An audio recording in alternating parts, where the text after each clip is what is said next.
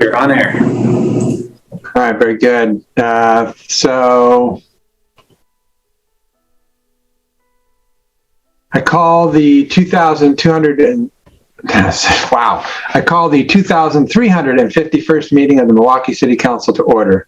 This meeting is being conducted by video conference with limited in-person public comment opportunities. The public has been strongly encouraged to participate in this meeting by joining the Zoom webinar or watching on the city's YouTube channel or Comcast cable channel 30 in city limits. There will be opportunities for the public to give oral testimony via Zoom and in person at City Hall during today's meeting. During the community comment time and during the audience testimony part of this evening's public hearing, Council will take limited in-person comments.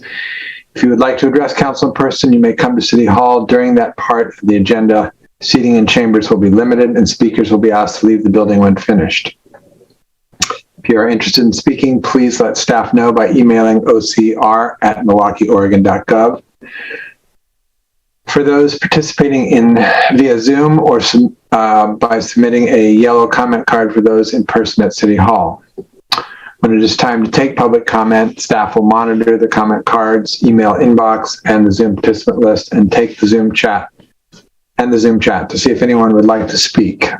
We will take comments in the order that they are received and seen. The public may also participate in the Zoom webinar by phone by dialing 1-669-900-9128, entering webinar ID 831-8669-0512, and passcode 023745. Mr. Mayor, if I can interrupt real quick, I'm sorry, that part of the script didn't get updated. So there is a different number to dial. Let me read that real quick if you don't mind. I do apologize. For anybody wanting to call in, and we do have somebody who called in earlier a few minutes ago, the number to call into is 1-253-215-8782. Webinar ID 850-4752-8318. Passcode 776934. And we do have that scrolling on the screen presently for anybody. That's the number that's also on the website. I do apologize about that, Mr. Mayor. No worries. If you call in and you would like to make a comment, dial 9 to raise your hand. The public may also submit written comments by email to ocr@milwaukeeoregon.gov. Spanish translation services are available upon request. The public is asked to request translation and other meeting accessibility services at least 48 hours before the meeting. Contamos con servicio de traducción al español cuando sea solicitado. Se pide al público que solicite servicios de traducción y otros servicios de accesibilidad para reuniones por lo menos 48 horas antes de la reunión. Translation services are also available in other languages. The public is asked to request translation and other meeting accessibility services at least 48 hours before the meeting. Just as an FYI, for some reason, my camera is not working with Zoom tonight, so I will be off camera all night unless some miracle occurs. All right, please join me in the Pledge of Allegiance. I pledge allegiance to the flag of the United States of America and to the republic for which it stands, one nation, under God, indivisible, with liberty and justice for all. The City of Milwaukee respectfully acknowledges that our community is located on the ancestral homeland of the Clackamas people. In 1855, the surviving members of the Clackamas signed the Willamette Valley Treaty, also known as the Kalapuya Etc. Treaty, with the federal government in good faith. We offer our respect and gratitude to the indigenous people of this land.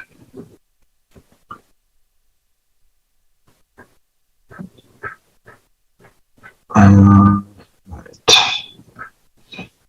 now we have tonight's announcements.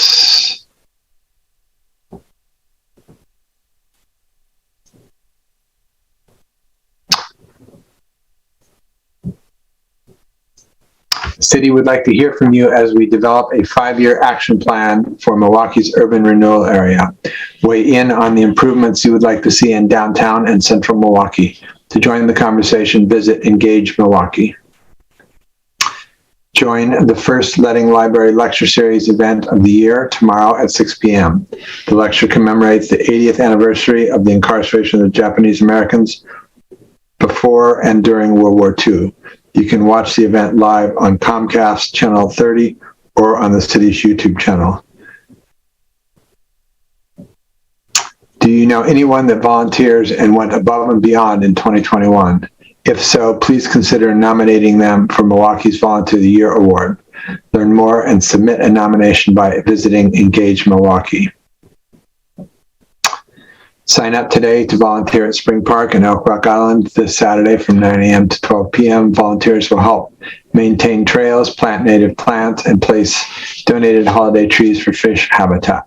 Tools, gloves, and refreshments will be provided.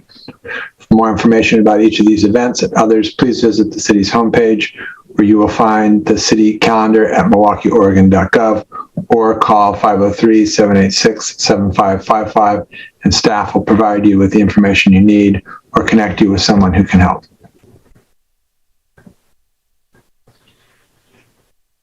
All right. Our next item for the evening is celebrating Black Excellence Month. It's a proclamation, and it will be presented by Councilor Desi Nicodemus, the Milwaukie Historical Society's Greg Heemer, and the Milwaukie resident Sabina Spicer. Welcome, all of you. Who's kicking us off? I will. I just have a few words about what Black excellence means. So there are various definitions of what Black excellence means. Some may limit the definition to excelling in certain areas of life. I just want to share my thoughts on what Black excellence means to me. Black excellence does not mean that Black people must sacrifice their health, mental well-being, and welfare for the sake of greatness. There is always one more mountain to climb. Black excellence is not just the firsts who accomplish the unimaginable or staring down the face of adversity. Black excellence is not just those who achieve accolades and awards. Even though society may not deem the single parent working multiple jobs to provide for their family or a frontline worker struggling to make ends meet as Black excellence, they are Black excellence. It's necessary for a Black community that's proud of itself and loves itself to be okay with doing its own very best rather than the best of the community. Your excellence shouldn't be based on output determined by someone else's expectations or taken for granted because you're the only you in the room. It is made up of whatever it is that's essential to you, and it doesn't go away when you allow yourself to be good enough, or even just plain average once in a while. Black excellence is simply existing in a world that so desperately wants to destroy you. And then I'll pass it on to Greg and Sabina.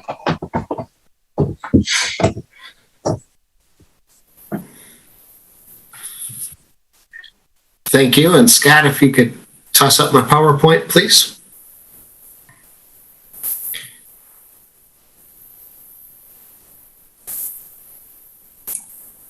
My name is Greg Heemer, the Communications Director of Milwaukie Historical Society, the owners and operators of the world's largest museum dedicated to Milwaukie, Oregon, the Milwaukie Museum, located at 3737 Southeast Adams Street, open on Saturdays 1 to 5 p.m. Milwaukie Museum prides itself in telling all stories, as the past is the past, no matter if it is good, bad, or ugly. We work with organizations like Oregon Black Pioneers, Clackamas County Heritage Council, and the Grand Ron to expand our knowledge and tell the histories of all people that have lived in the area we call Milwaukie today. Slide.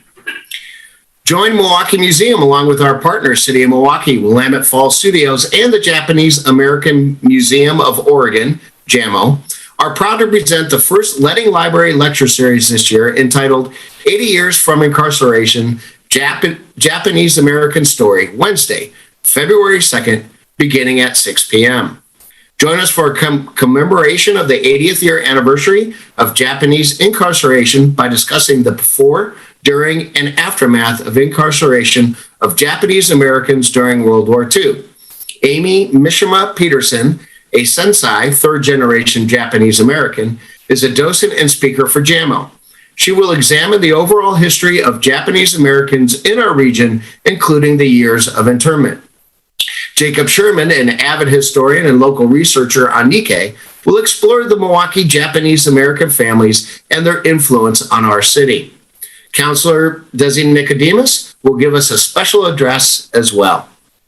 Due to COVID conditions, we will not have a live audience, but you can watch on Comcast Channel 30 or on City of Milwaukie YouTube channel.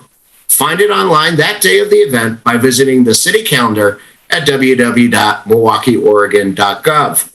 Along with the program, Leading Library will have a traveling trunk display from JAMO on site so you can learn more about Japanese American history. And on February 15th, during the City Council meeting, there will be a proclamation honoring the Japanese American families as well. To learn more, check Milwaukie History Museum Facebook page or visit the Leading Library for more details. Slide. Tonight, I am here to introduce a proclamation for Black Excellence. Black Excellence is a celebration of people who make a difference in our community from the past and the present.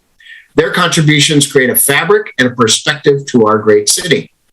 George Washington tried his hand at several businesses in Missouri and Illinois, but was frustrated each time by discriminatory laws. By 1850, he decided to head farther west in the hope of finding more freedom. The Cochrans joined him, and on March 15, 1850, the family set out on a wagon train heading west. They settled first in Milwaukie at Llewellyn's home, but within a few years crossed the Columbia River into what would soon become Washington Territory. In 1852, Washington began a claim where the Schuckamuck River joins the Chehalis River, becoming the fourth settler in the area where he would later found the town of Centralia. On January 17, 1992, Harry Wills defeated Sam Lamford at the Milwaukie Arena to defend and claim his heavyweight champion. The fight was promoted by George Moore, an African-American businessman who convinced Milwaukee city leaders to organize a boxing commission and spent $9,000 converting an old trolley barn into the 5,000-seat Milwaukie Arena. It was located where McLaughlin and Harrison now intersect. In the early 1960s, Curtis Mixon Hadley Sr. began his career as a baker's helper at Bohemian Bakery and Restaurant in Portland. At that time, African Americans were discouraged from joining the Bakers Union. So after 5 years at Bohemian, Curtis took his skills to Albertsons, where he was accepted into the 3-year Oregon Bakers Apprenticeship Program. 2 years later, in 1967, Curtis became the first African American in Oregon to graduate and be state certified as a journeyman baker. In 1977, Curtis and his wife, Dorothy Bishop Hadley, struck out on their own and purchased Milwaukie Pastry Kitchen at 10607 Southeast Main Street. It became the first African-American-owned full-line bakery operating in Oregon and the first African-American-owned business in Milwaukie. Today, leaders like Libra Ford and Desi Nicodemus are a new generation of elected officials working to make progress and change. Our equity manager, John Hennington, leads our community forward with an encompassing perspective. But one of the up-and-coming stars in Milwaukie is Sabina Spencer. She helped develop and created the successful Juneteenth event held at Milwaukie Bay Park on June 19, 2020. It is my privilege to introduce Ms. Spencer as she addresses Black Excellence. Thank you, Greg. I will say it's Sabina Spicer. Sorry. It's okay. It's one vowel off.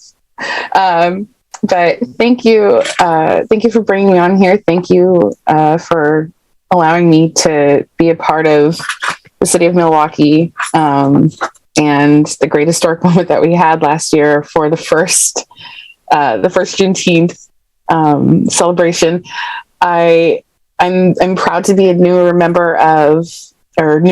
resident of Milwaukie, and to speak on Black excellence. I have to say, following Desi Nicodemus is hard because his words were just so well thought out and just so perfect. So I'm going to try to keep up with the shining example that he is, as always.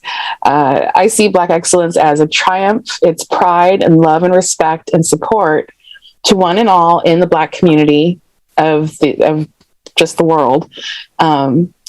It's seen in the members of our city council, our teachers, students, grocery clerks, our school board, volunteers, and really just all Black Americans that call Milwaukie, Oregon, our home. I'm grateful to be a new resident and being able to say that I was on the committee that helped bring forth the first Juneteenth celebration. And I'm looking forward to the next one and the years following, so that at one point it's such a staple in Milwaukie that there's no question, no doubt that there was ever any fight against it, or that anyone or that there's just surprise that there wasn't one before. So I appreciate living in a city that's welcoming to it, that supports Black excellence, that shows Black excellence, and continues to inspire and help it grow. Thank you.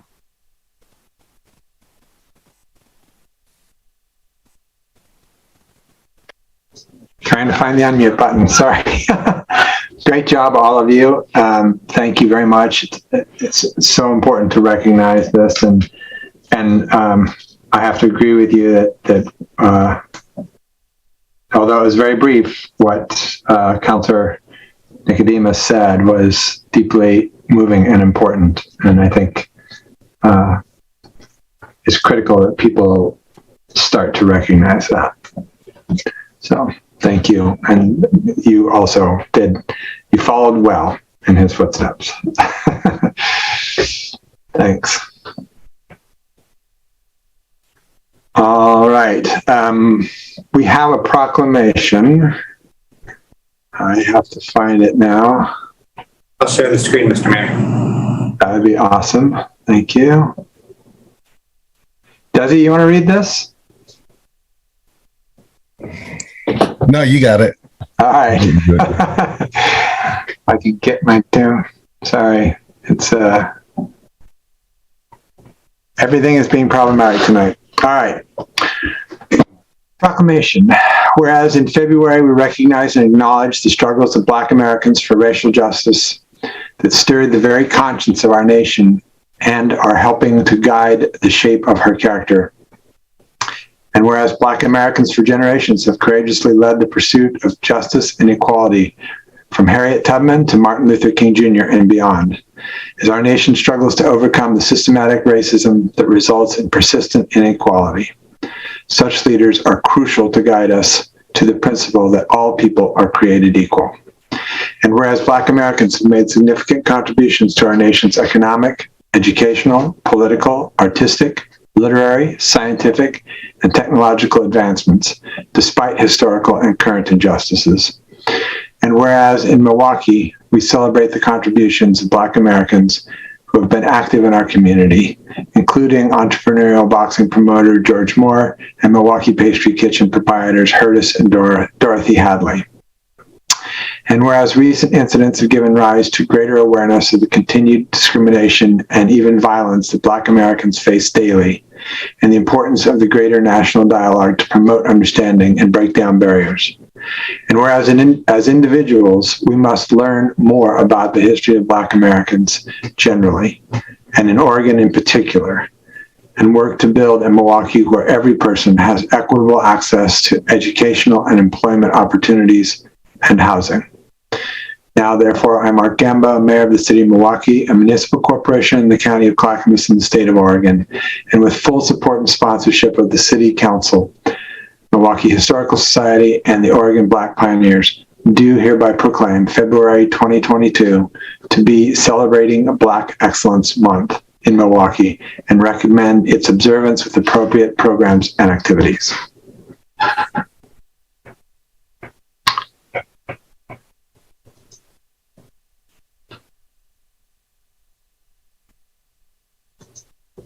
All right. Well done, all.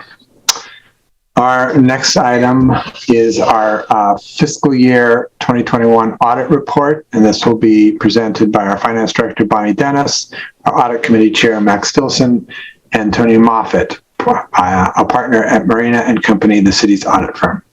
Welcome. Hi, good evening, Mayor and councilors. So I'm going to introduce to you Tanya Moffett from Marina and Company. She is the partner and the primary go-to for all of our audit items.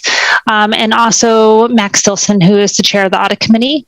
Tonight, Tanya is going to give you an overview of how the audit went, and then just to put it all together, we actually did we had a meeting with the audit committee a couple weeks ago, and we also presented to the audit to the audit committee at that time. But with that, I'm going to turn it over to Tanya. Honorable Mayor and City Council members, I'm happy to be here to present the June 30, 2021 audited financial statements for the City of Milwaukie. I'm happy to report that we had a clean or an unmodified opinion. That's the highest level of a financial statement opinion that we can give on a financial statement. I'm excited to let you know that we did not have any findings during the audit. We had full access to anything that we asked for. One thing to note is that the city's financial statements is what is considered an annual comprehensive financial report, or an ACFR. An ACFR is an award program that the city goes above and beyond what is required of the city to put together for a financial statement. Therefore, your financial statements have some additional information in there, including the statistical section at the back of the audited financial statements. The statistical section has 10 years of historical information. Some of it's financial, some of it's population-based, some of it's taxpayer-based, things like that. But it's a great place to look if you want to see where the city's been and, and what it's been, like how that's changed. Sometimes it's not always comparing apples to apples, because the rule setting standards, the Government Accounting Standards Board, they sometimes make changes. So sometimes it's not always apples to apples, but the June 30, 2020 financial statements and the June 30, 2021 financial statements are comparing apples to apples, because there's no new accounting pronouncements that have a significant effect on the financial statements. But I do want to point that out, that this is an award program. The city received it for the June 30, 2020 audited financial statements, and we anticipate that the city will also receive it for the 2021 audited financial statement. As you can see, if you looked at the financial statements, there's a lot of pictures, there's a lot of graphs, data visualization, things like that.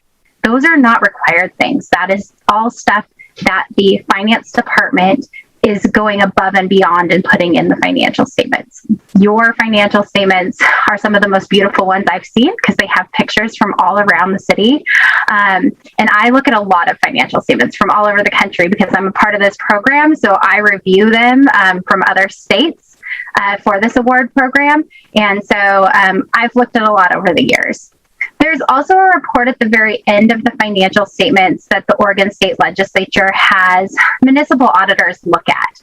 So, for example, they have us look at ORS 279, which is the public purchasing rules. So when the city goes out for a bid for a large project, we look to make sure that it's published in the newspaper appropriately, that everybody has an opportunity to bid on it and things like that. I'm happy to report that when we looked at these specific items that the Oregon State Legislature has had us look at that are not necessarily number-based, we didn't have any findings, and we found the city to be in compliance with those as well. So overall, it was a great audit, and I can entertain any questions. I don't know if Mac has anything to add as well.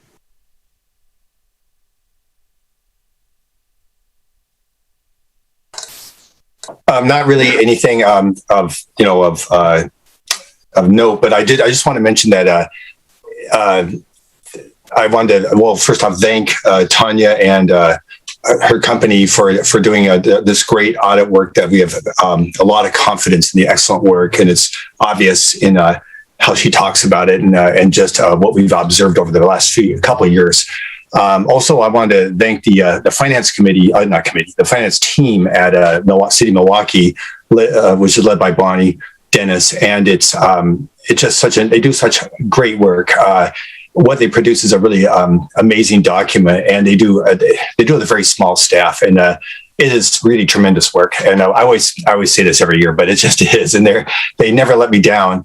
So I've a lot of confidence in the quality of their work and the integrity of their work and integrity of the audit, which is what our committee is responsible for overseeing. So just those things, yeah, that's about all I have to say about that. I also just wanted to jump in real fast because I've heard a rumor that Marina is going to be moving into a different sphere of finance. And that means that we are losing them actually as a part of our team in terms of our audit capacity. And I can't thank you enough. It's actually been an absolute pleasure working with you over the last couple of years. And I know that Tanya, you and I only get one conversation a year in which you say, should I be worried? And I say, no, you're good. But it's really everything I've heard from staff, from the audit committee, from council members. Everyone has just had such an incredible experience working with you. So thank you very much for your service to the city. Thank you, Anne. And the rumor is true. We are going to be pivoting and focusing more on municipal advisory services. So we are looking forward to working with the city of Milwaukee in other capacities besides being the financial statement auditors. Now we can help on the other end whenever there's questions on finance stuff. So we're really excited about the pivot and excited to still be working with all of you. So thank you, Anne and Bonnie and Keith and the finance committee. We really have appreciated working for all of you and the citizens of Milwaukee and the mayor and honorable council. We really appreciate being able to be a part of your community. Thank you. Well, I'd like to also reiterate what Anne said. So thank you so much, Tanya, for your team and just your support. And the last few years have been great. So, and we'll charge on and we'll get an RFP out there for a new audit firm. But we are looking forward to the future and working with you in other capacities. And I was just going to add that I'm really glad that we do still get to take advantage of your services, Tanya, because you've been really exceptional to work with on the audit committee for sure. And I also wanted to thank the finance staff, and particularly Keith does a lot of the work around the audit. And we have never heard a bad word in the audit committee about the staff's responsiveness, even during COVID, when all of this work has to take place remotely. Ordinarily, it's done in person when you do a financial audit of this nature. And it's just really great to have such consistent, noteworthy, overwhelmingly positive feedback on what it's like to work with an outside agency that's expressly there to look for mistakes and fraud. You know, to have it be such a positive, good working relationship says a lot about the way our finance department works and how it handles money and understands its responsibility to the public. So thanks to you all.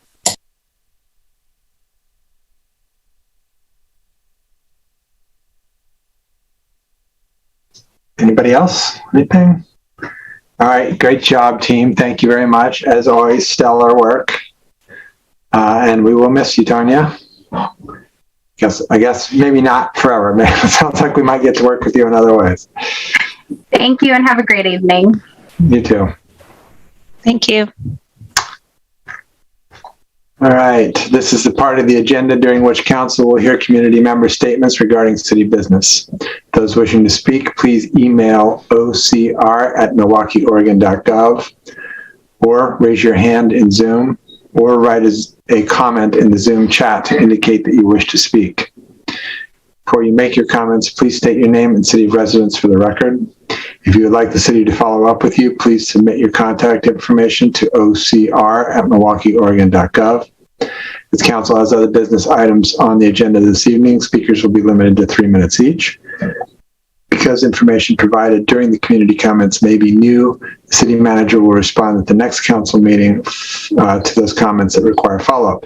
Just so that everybody's clear, this is comments that you have that don't have anything to do with tree code. If you have comments for tree code, that's coming up shortly. All right, before we begin, is there follow-up from the January 4th community comments, Ms. Over? There is not. Scott, we got anybody out there? Double checking the email account, looking at the chat. See no hands raised. I don't have anything, sir. All right.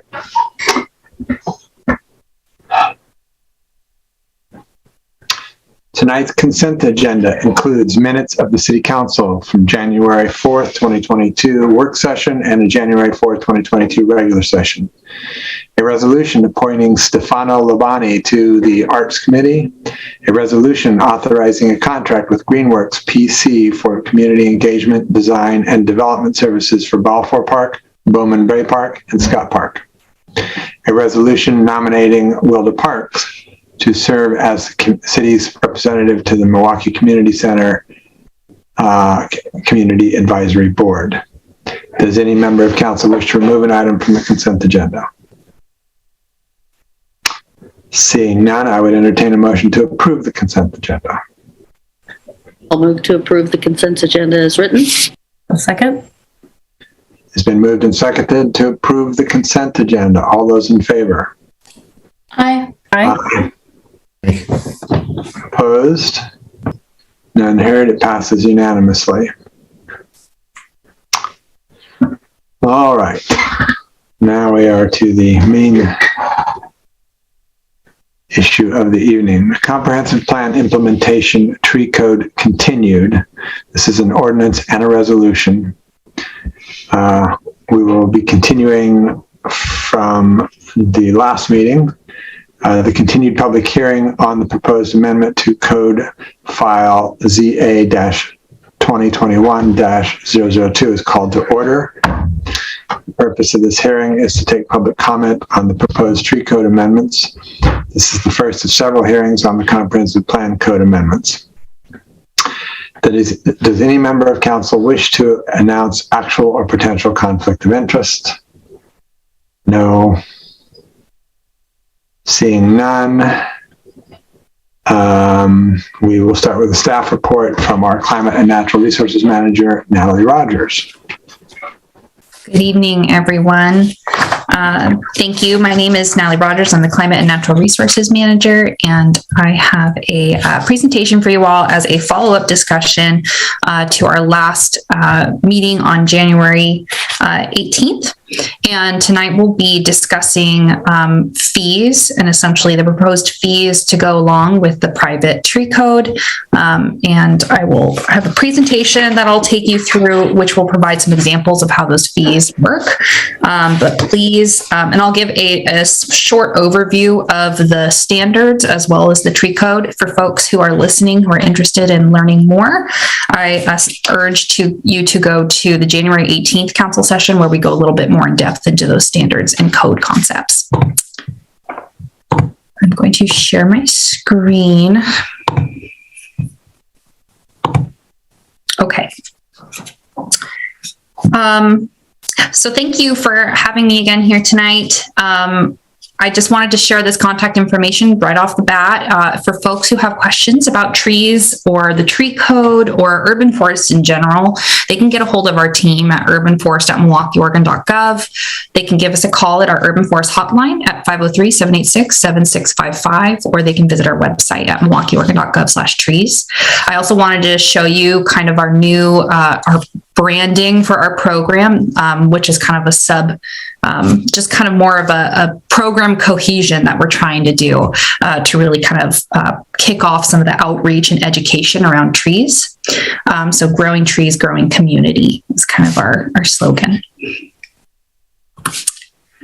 So we've been working a little bit on the code from the January 18th hearing based on feedback from stakeholders. So I just wanted to mention really quickly what some of those code changes are. You can find that code packet that code language in your packet as a document that's labeled as revisions since January 18th. The first thing I wanted to mention, I'll go into a little more depth about it, is a preservation bonus for significant trees. We heard this as a way to increase essentially the value that existing large trees or significant trees have on a site when doing a little bit of the math, and I'll show you how that all plays out. We also got testimony about planting distances. And so in the code version that was presented on the 18th, we provided a table which had recommended planting distances, and you were able to vary from those planting distances with approval from the urban forester.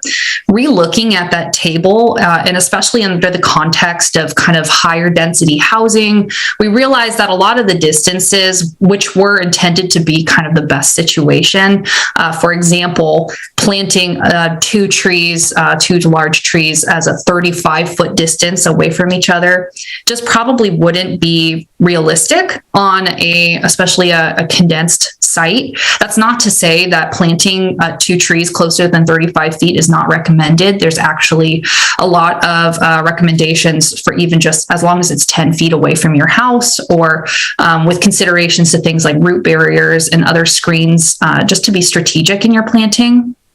And so what we ended up doing is taking tree code language from the city of Vancouver, which allowed for more site flexibility, with the caveat, of course, that an arborist is designing this planting plan to present to our urban forester, who would then be reviewing it to make sure that they're being planted in appropriate locations. And that allows for more design flexibility on the site, as well as allows more consideration of things like larger trees planted a little bit closer together between two maybe larger trees, just understanding that the canopies will likely touch. And that's okay. That's actually quite often found in native ecosystems of these plants. It's just you want to be considerate to the structures themselves. So there's just, of course, additional scrutiny, making sure that those trees are being appropriately planted next to the buildings. The other revisions that we changed were replanting requirements for invasive species. We just caught that we always intended that you would not need to replant if you're removing an invasive species. That's because we don't want any barriers to folks removing invasive species. And so we just made sure to really emphasize that there's no replanting requirements. We also had some clarification around our type 1 non-development healthy tree removal. So as a reminder, you're allowed to remove one healthy tree per 12-month period under a type 1 kind of simplified tree removal process. And we just wanted to clarify that it's per 12-month period, not a calendar year, because that avoids then the situation of maybe somebody removing a tree on December 31st and January 1st. Like I said, there's revisions for planting distance standards, and replanting window too. So we just adjusted it to acknowledge that you can plant all the way until April. Of course, the longer you wait, especially with climate change, the more the temperature increases, and we're starting to see these dry springs. So that's kind of where those bonding requirements really become important, which is already in our code. And then we also updated it for alternative language for affordable housing mitigation. And I'll talk about that at the end. So significant tree preservation credit.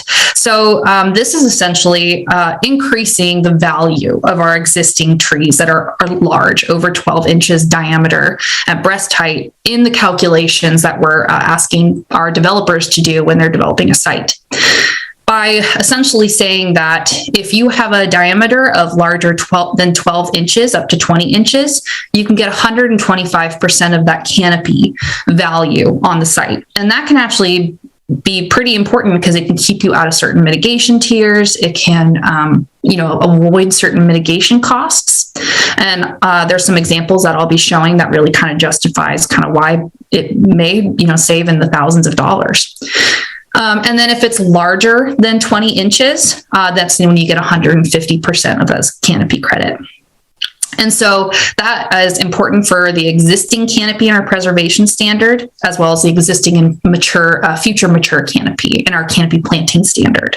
And that's because if it's, an existing tree, we essentially say, what will that canopy grow to in our canopy planting standard?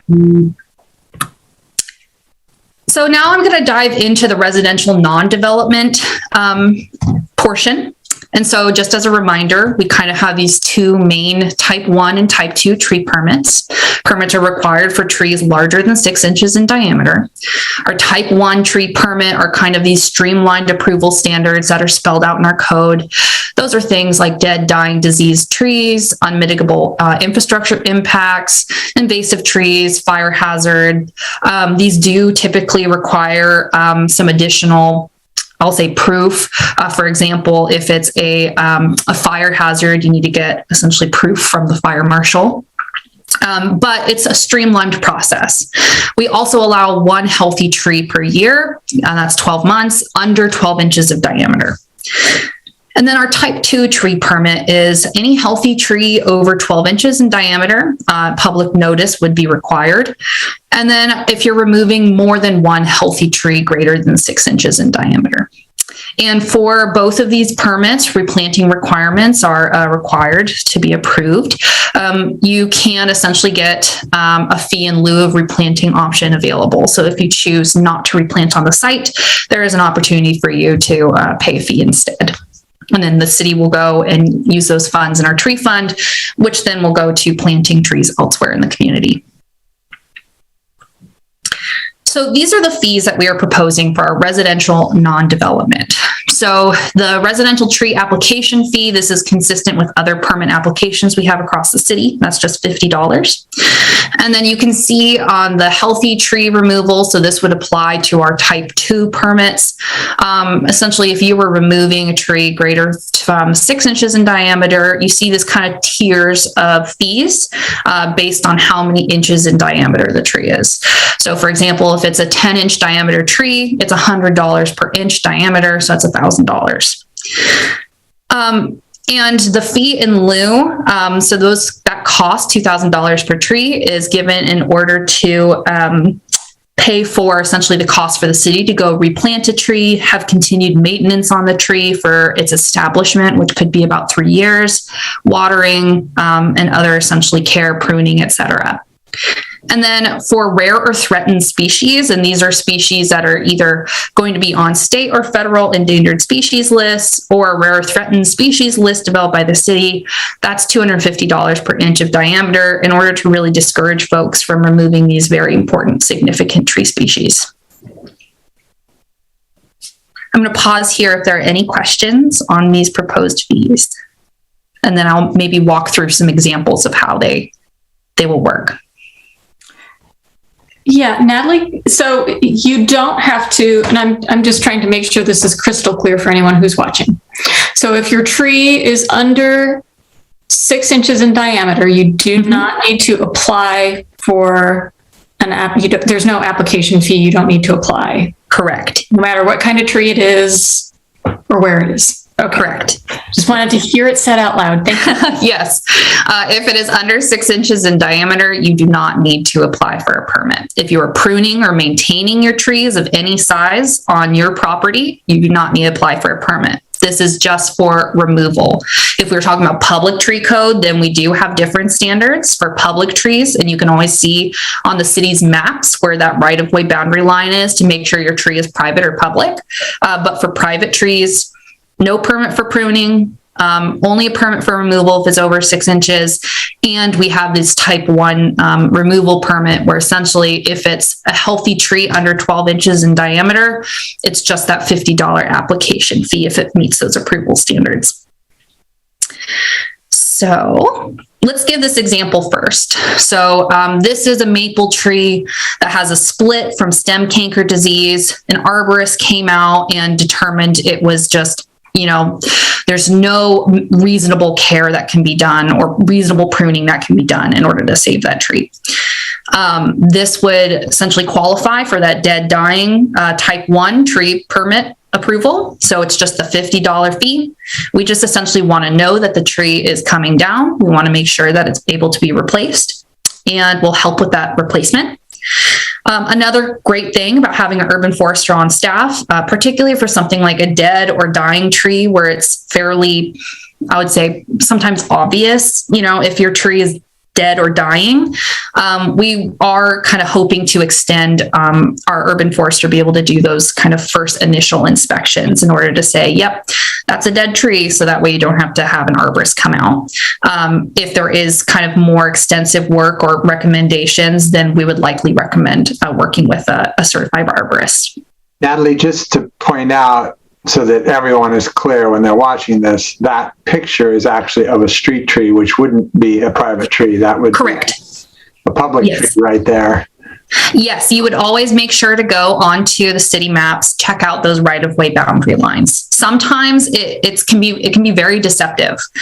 Sometimes it looks like it's a street tree. Sometimes it looks like it's a private tree, particularly if you're in a neighborhood with under-improved roads. So the right-of-way lines can be pretty tricky. We always recommend to call first. It makes it easy. Just give us a call. We'll help you figure it out. There's the city maps available to take a look. I've seen things that look like sidewalks on private property. I have seen properties that look like they're all one big front yard and it actually has a big portion of right of way going through it. So it can be very wonky on the line. So always give us a call. Yeah. Lisa, you had a question? So that gets to my question. Natalie said a couple minutes ago, we'll help you replace it. Is that the case with, if it were a street tree, I could see that, but are we committing to help replace every tree that's? No, so we'll help you choose a species that's appropriate for the site, kind of the right tree, right place. Okay, great. Thank you. Kathy? Yeah, and my question was related to that too. Sorry, that was a turn of phrase caught our attention. I know we do have a nursery. Is there any chance that we will have production at a level where we could offer free replacement street trees to folks who have to have them removed from the right of way? So, that's a great idea. That's something that we've been talking about internally. The challenges with street trees is that for both street trees and private trees, but in particular street trees, is that they need to be at a caliper, a size that's significant enough to kind of ensure or at least help with their success. There are programs where people can receive discounted or free trees from their municipalities. We've definitely looked at those and it's an opportunity, and we'd probably have to come back and just get approval from council to move forward on it. It's something that we've definitely been looking at, particularly for our low income communities, just to see how we can help out with both planting the tree and caring for them, at least in the right of way. For private trees, there are a lot of programs that you can work with to actually get a free tree or a discounted tree. For example, our Friends of Trees group, we always do plantings. The issue with private trees is, we're able to, in our code right now, we define it that it needs to be at a certain caliper when they replant it. Those trees, if they're a larger caliper, it can take sometimes like a decade for that to grow up to the size it needs to be in our nursery. So oftentimes it just makes more sense to work with a nursery or a wholesaler and actually purchase trees and have that stock available. That's something we can explore.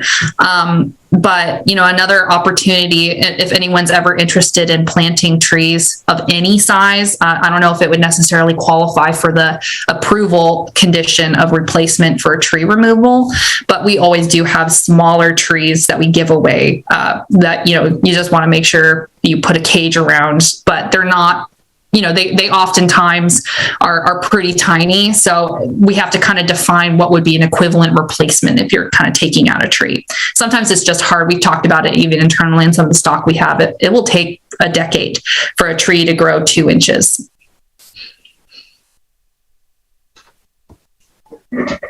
Great. All right.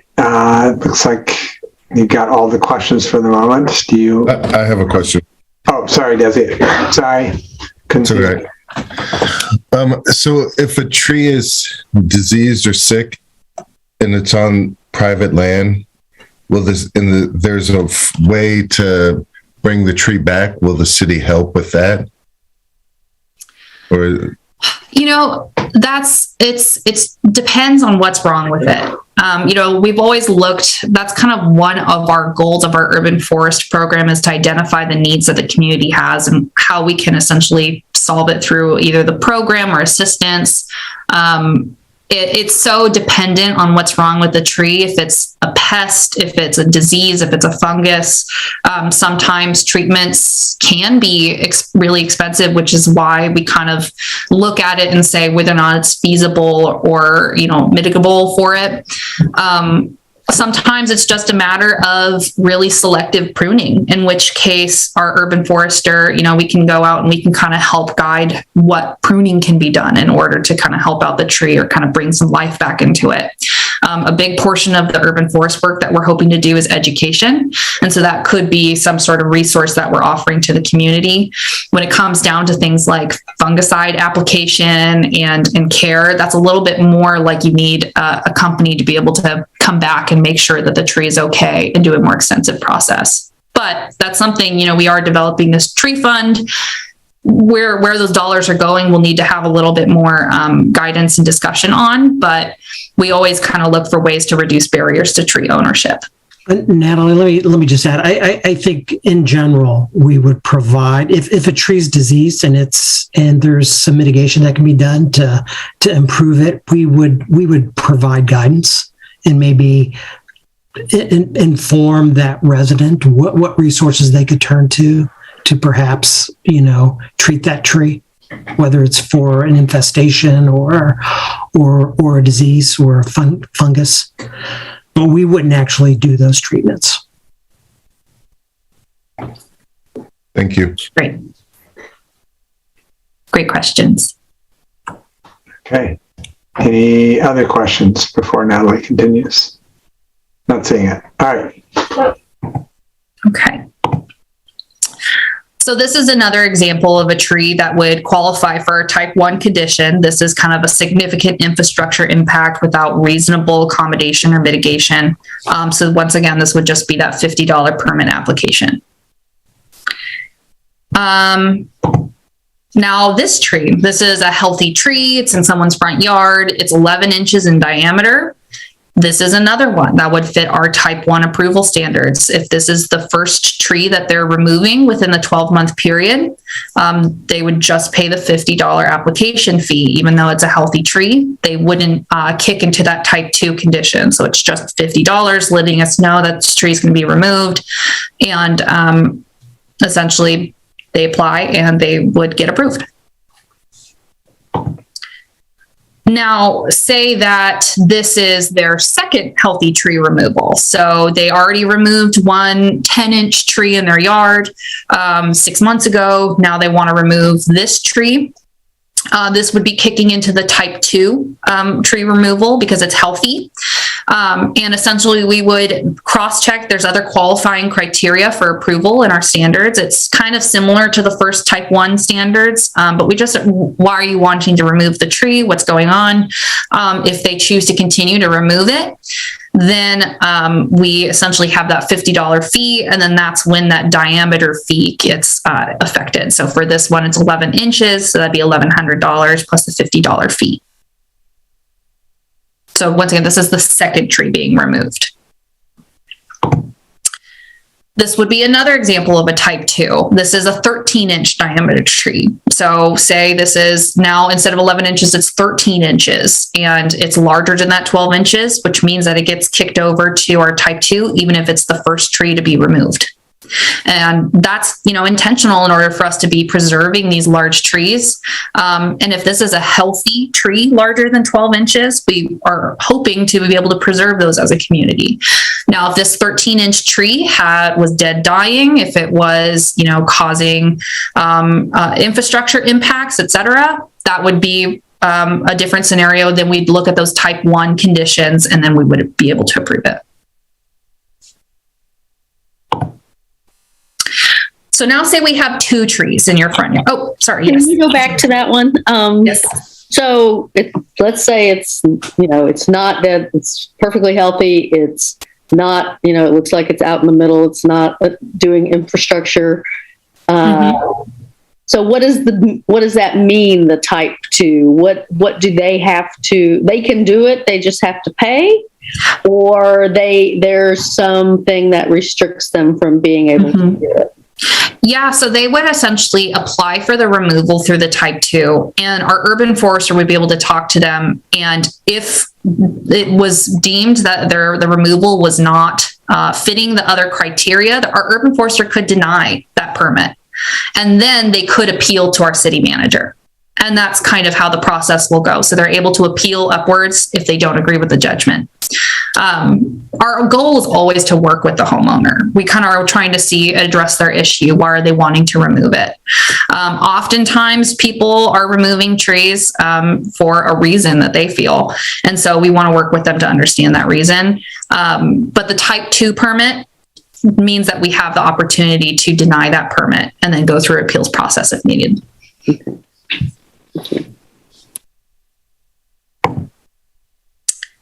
So say there's 2 trees in your front yard and they're for some reason causing significant infrastructure impacts. Say they're totally breaking up this, pipe that happens to run directly underneath it.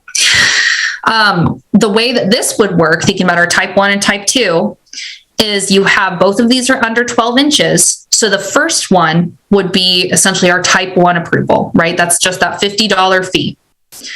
The second one would be kicked into our type 2. And so that is going to be essentially applying that removal fee that we see on the chart here. So your first one is type 1, it's just that $50 fee. The second one then would have the per inch diameter fee with approval of the permit.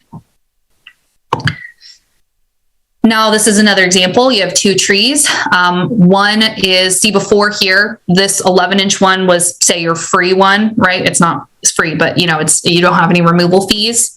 Say this one's now 15 inches. It's the larger one. We're essentially saying, okay, whatever can fit to the type 1 that gets you that lower cost, that's what we're going to be working with you on. So the tree number 2 would then be your type 1 tree removal. And then your tree number 1 would then get kicked into that type 2. And that's because it's larger than 12 inches. If they're both impacting the If there's a reason to remove them, yes. So this would be a situation there. Say they really don't like those trees. There's, they just don't want them. Our urban forest, and they're not impacting any infrastructure. They're healthy trees. They have essentially no impact to the structures around them. The urban forester could deny that permit application, in which case they are able to appeal it up to the city manager if they don't agree. The type 1, though, one of those trees, since it's under the 12 inches, they could get that removed under the type 1 permit. Right, but the second tree, there's no difference for them whether it's affecting the infrastructure or not, really, because they're going to pay that fee either way. So we could, the permit could be denied. The permit could not be approved for that. So say tree 1, right, is that kind of larger one that gets into the type 2, it could be denied. The tree 2 right here, and I'm sorry, I'm like moving my mouse without realizing if you can or can't see it. Tree 2, that fits within our type 1 kind of streamlined approval standards. If that's the first tree that they're removing within 12 months, they can get it removed because it's under 12 inches. It's fitting those type 1 approval standards. They're able to remove it. Part's clear. That part's clear to me. I think the part that's not clear to me is looking at tree, what's not 1 in this picture, but is going to be their second tree because it's not the free one. What's the cost to them if that second tree is impacting their sewer line versus not impacting their sewer line, and they just want it out of there for aesthetic reasons or because they don't like it drops too much crap or whatever. It's really no difference to them. If any tree, so if it is impacting infrastructure, if it is a tree that is fitting one of those approval standards for type 1, and I won't want to say it's not healthy because it could be a healthy tree impacting infrastructure, they are able to apply for a type 1. So these are for 2 healthy trees. If they are not impacting any infrastructure, they're sitting in your front yard, then there is a removal fee. If they are fitting those type 1 approval standards, I'm sorry, I'm going to go back just so we can look at them one last time. If they are fitting any of these standards right here on the left, then they are able to fit under a type 1 permit. Essentially, we don't want it to be costly if somebody's having to remove a tree for a good reason. If it's just a healthy tree that they don't like the placement of, landscaping, etc., or they don't have, any condition meeting these type 1 lists spelled out in the code, that's when those removal fees are in place. I think this got confusing because you had the same slide and initially you discussed an infrastructure impact and then switched to something where you were not discussing an infrastructure impact. Yeah, I'm sorry for any confusion. I was trying to limit the amount of individual tree photos I had to go hunting for. Well, I might still be confused because there's still a 1,000. If we can go back to the one slide before where we left off, which is the first picture of the 2 trees with 1,000. Mm-hmm. So you're saying these are, I didn't understand this one. These are, right. Both of these trees are impacting the sewer line. No, so in this situation, these are 2 healthy trees being removed. Okay. In this image, as I was defining it, there is no infrastructure impacts. Perfect. This is how the cost would play out. If there were infrastructure impacts, then the fees would be drastically lower. Okay. Because then it fits under just the permit application. Thank you. And same with this one. These are healthy trees, not impacting any infrastructure. They're just being removed. If these were impacting infrastructure, it would just be the $50 fee.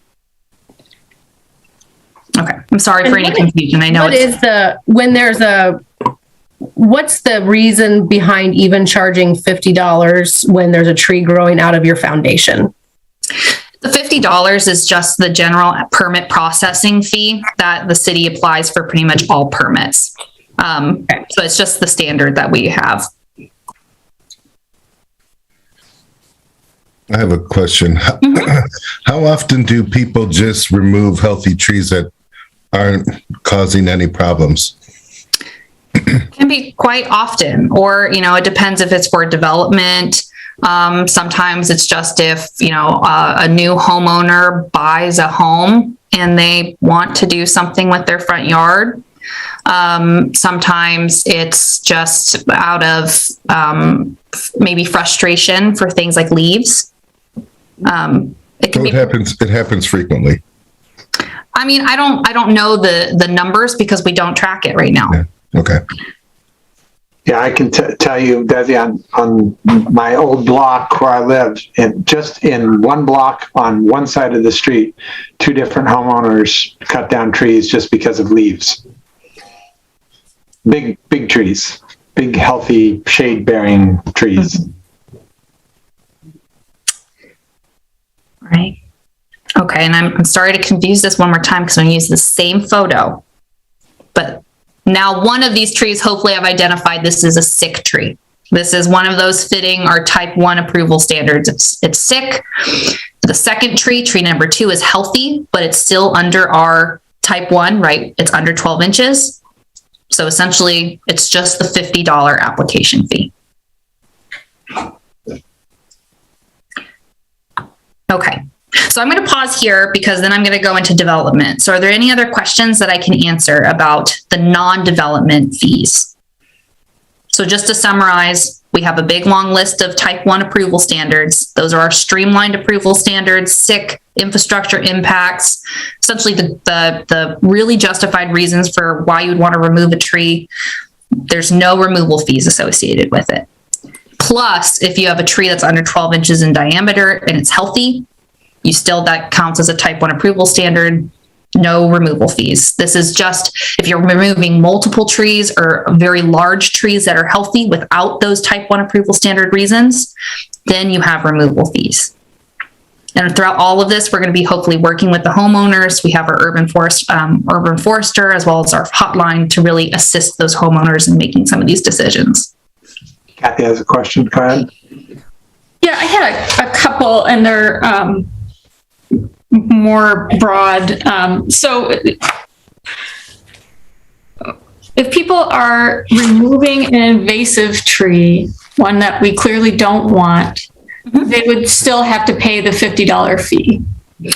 No, it's our intent to actually waive that. And I think that was based on a discussion that we had from the council work session back in December. So that's just something that we can build out in the master fee schedule in order to essentially reduce those barriers to removal. Okay, good. I'm glad to hear that. And that would be regardless of diameter. Correct. Yeah. It's just as long as it falls on the Oregon noxious weed list or the Milwaukie invasive list if it's graded. Yeah, because it takes no time at all for a tree of heaven to get to a very large diameter. Right. And another question I had was, this was about a comment that we received about thinning effectively thinning in the understory. And since that wouldn't affect the canopy, why would you do that? Or why would you charge for that? And I feel like when I was reading through, this was addressed, where effectively if it was clear that, to sort of protect the overall health of the grove, some smaller trees that were under larger trees had to come out, then that would be that would be totally fine. Yeah. Am I remembering correctly? Yes. So thinning, I'm trying to pull up the exact language. But thinning is approved thinning is actually one of our type 1 approval standards. So essentially, if you have an arborist who says, hey, for the health of these trees, this one needs to be removed, that's a type 1 approval standard and replacement is not required. There is some, trees can be growing quite close to each other. So that's why we would want an arborist guidance rather than just because some trees actually do very well as understory trees. Sure.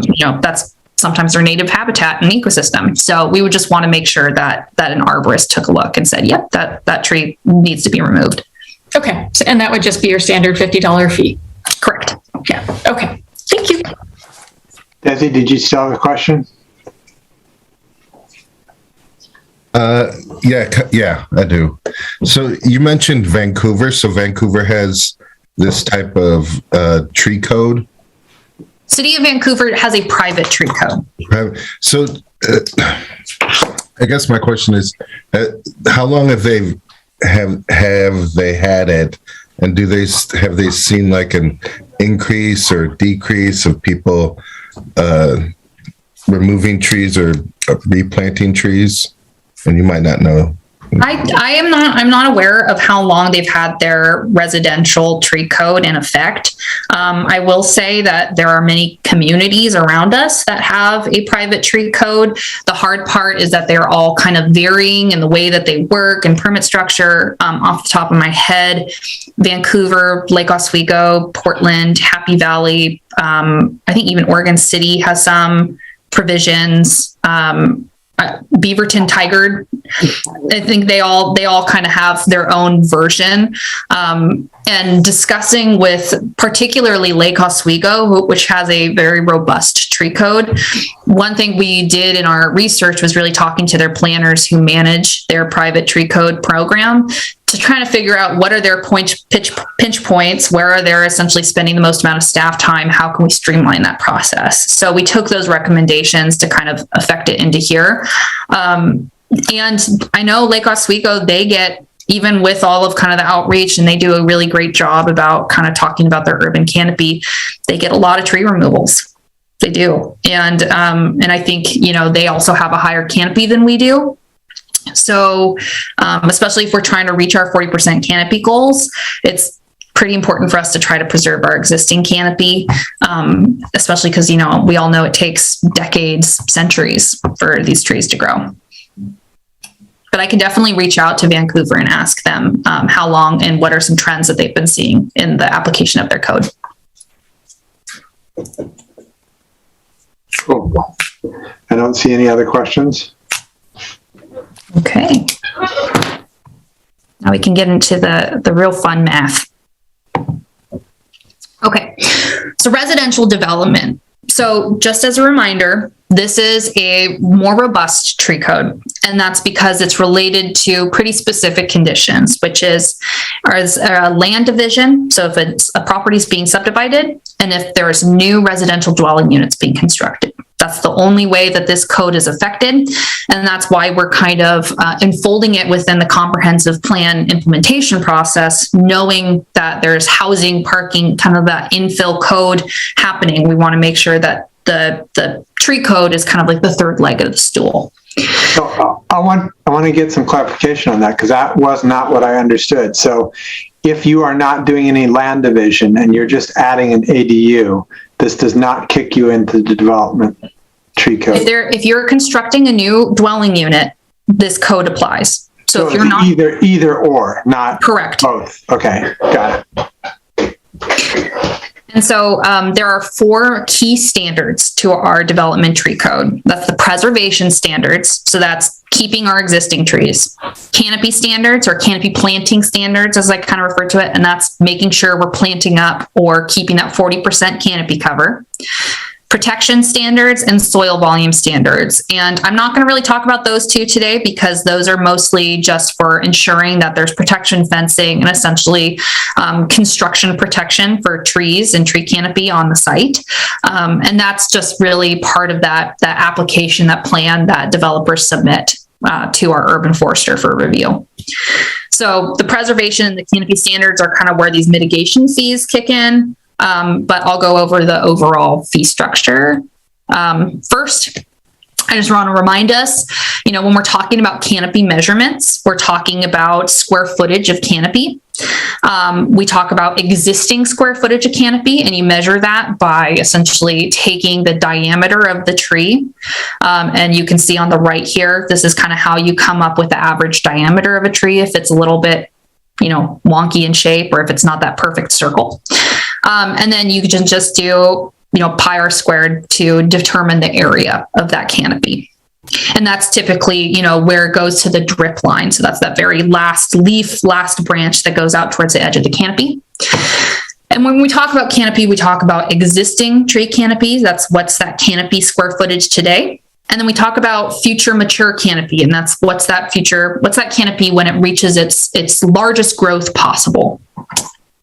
And we talk about the 2 of them, knowing that trees will grow, knowing that we're planting for the future, and knowing that some species will take a long time to reach that future mature canopy. Some species will shoot up and they'll grow really fast, but we kind of want that diversity of tree canopy. And I would also add, I think part of it is we also understand that there's variability on how trees are going to grow, and not all trees may achieve their future canopy potential.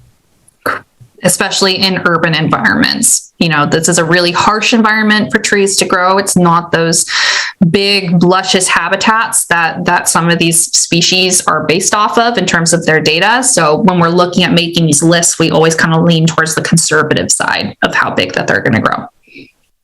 And those lists kind of look like this. And that's we'll just be assembling a list of multiple species, and essentially throwing out numbers there for what are their estimated mature future canopy. So this is a resource that will be available for people to see and access. This is not our street tree planting list for anyone listening. We have a street tree planting list. That's the species that you're allowed to plant within the right-of-way. We choose those species because they're well suited to the right-of-way. They're well suited to those conditions. It's kind of that right tree, right place mentality. That mentality still fits on private property, but you just have more variability, more flexibility. Essentially, you can come up with some really fun species to plant. So these are the fees for residential development. So the first 3, those are kind of our plan review fees, site inspection and reinspection, and that's relatively consistent with our other similar inspections and processes at the city. And then we enter into kind of our mitigation or fee in lieu of fees. So I kind of talked about this at the last meeting. So if folks want to hear more, of course, go back to the January 18th meeting. But the way it works, say for preservation, is that you have these tiers, and each tier is cumulative, but it kind of goes 4,000, 4,000, 4,000, 4,000 from 30% down to 0%. And we'll play with these and I'll show you how they work.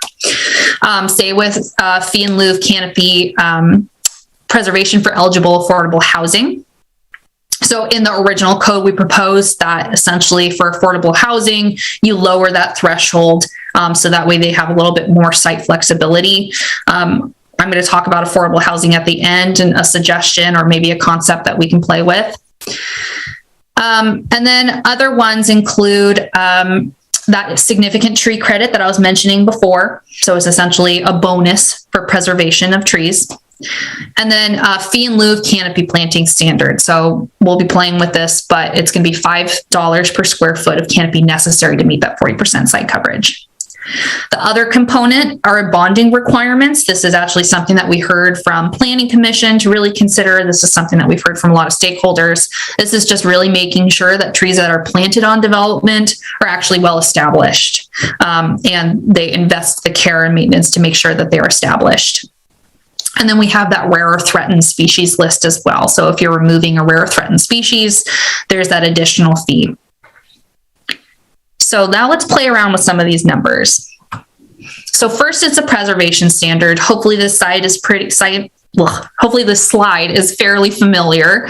We had these examples. Our preservation standard, of course, is just, preserving the existing canopy. You can remove canopy down to 30%. Once you dip under that 30%, or say you get different tiers of mitigation fees.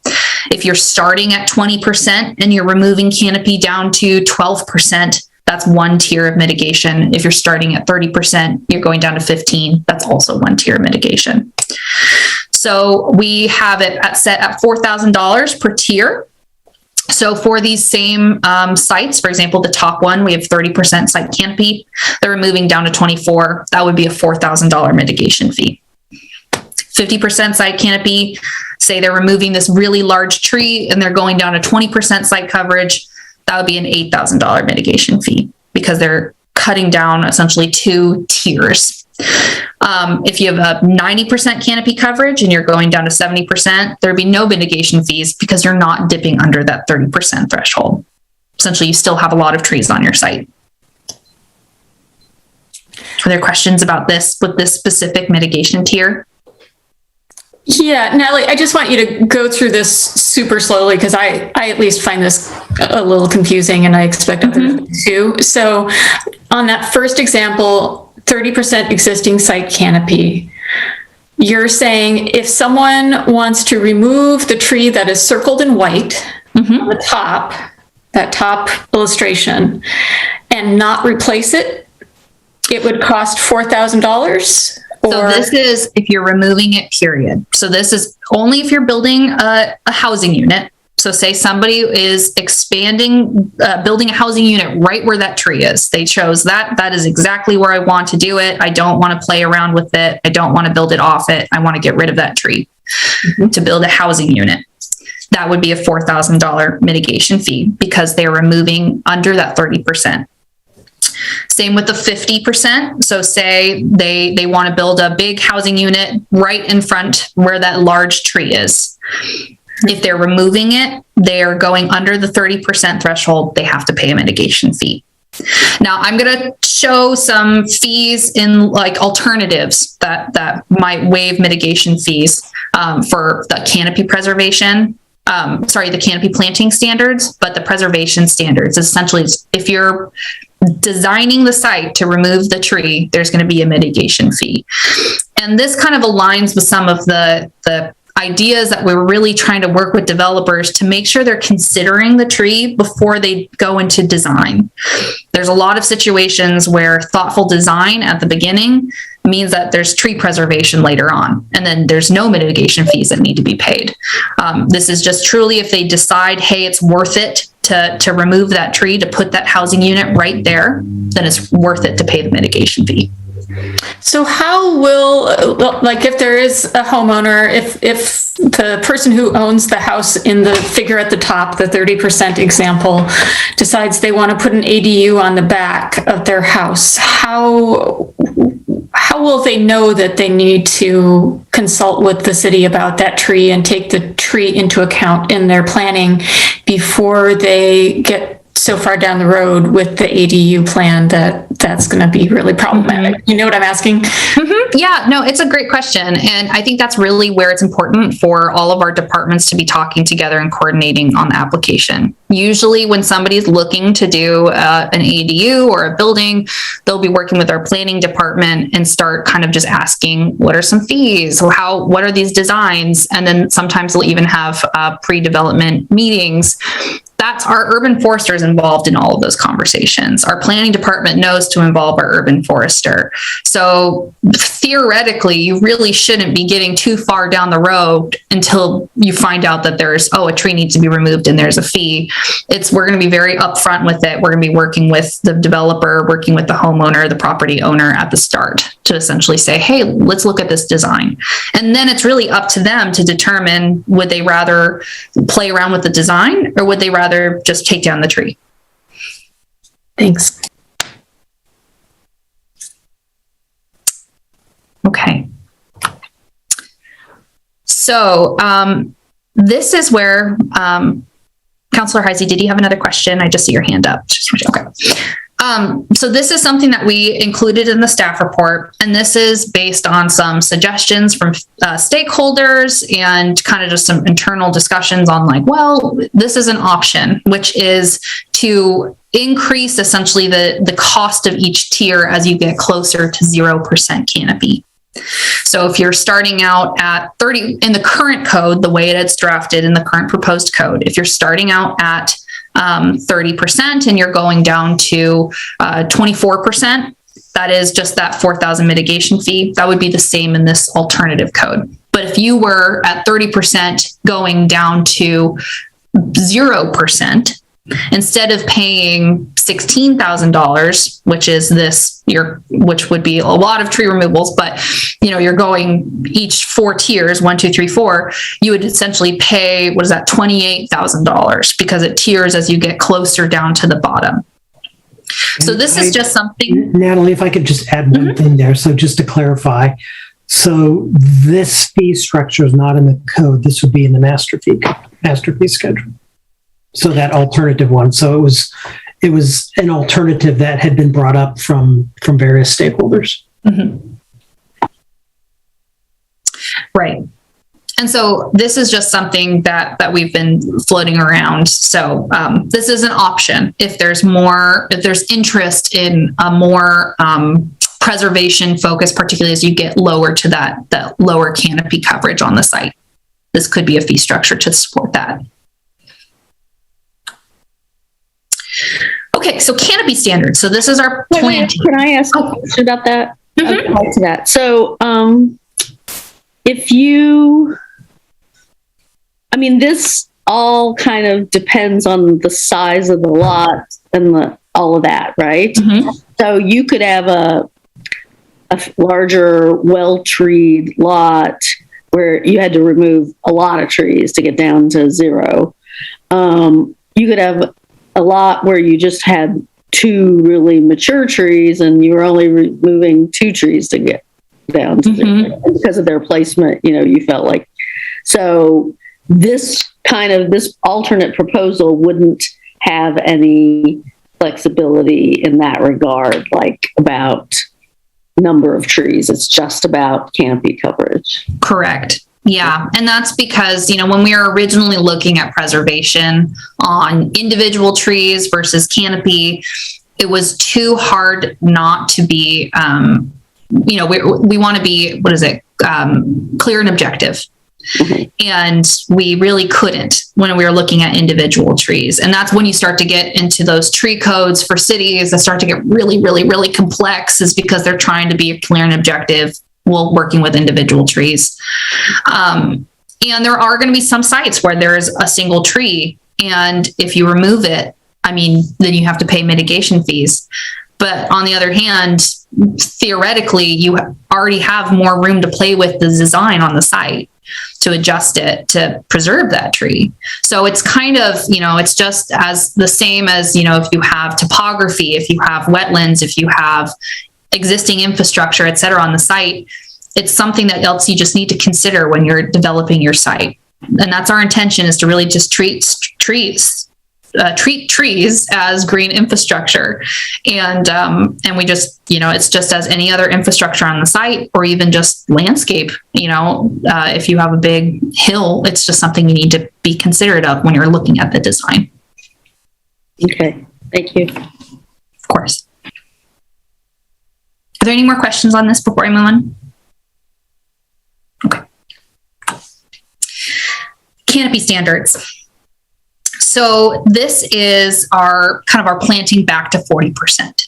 So this is, you remove your trees, you're where you are with your site, you know exactly where your development, your unit's going to be going, and now you have to plant back to 40%. That's through existing trees, both existing canopy or future mature canopy of those existing trees, whatever's greater, as well as the future mature canopy of whatever trees that you plant on site. We do have these percentages which kind of go into effect, and that's because if you plant a tree on site, it's not likely to be getting up to that 100% of the future mature canopy. We also, once again, want people to preserve trees where possible. And through the math, and I'll show you more examples, but it makes sense, hopefully, for people to want to preserve trees so that way they can kind of hit that 40% sooner. So in this example, we have a 7,000 square foot lot.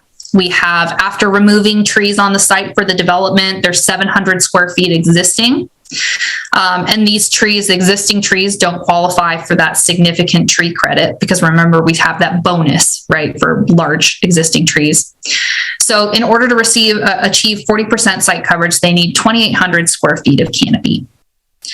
So they can do that. So I picked off of our list there. We have 3 Japanese snake bark maples, and they reach about 962 square feet total at the end. Because you're planting these new trees, we multiply it by that 75%. And then that gets us 2,164 square feet of canopy on the site, which achieves that 40% site coverage. Alternatively, they could choose only to plant 2 trees because they just don't want 3 trees. They just want 2. In which case that $5 per square foot mitigation fee goes in. So we see, okay, how much square feet do they need to get? So we do the 2,800 square feet for the 40% minus what they have now after some math times $5. That gets $32.85 for essentially the mitigation fees for that site. And so that's how the math would play out. Okay. Any questions on this? I will just, I don't know if it's a question, but it's, I guess I have trouble seeing why anybody would do that. They would plant the 3 trees and, hope one of them doesn't survive or see that one of them doesn't survive, or I don't know. I guess I just see some big potential for gamesmanship with some of this. I don't know that there's any way around that, but. Well, on the development side, there are, we did outline some bonding and establishment requirements for a developer. So they would have to, provide that a bond to make sure that tree or trees are survive and establish for a period of time. Right. But I don't know what period of time you're thinking about. I know,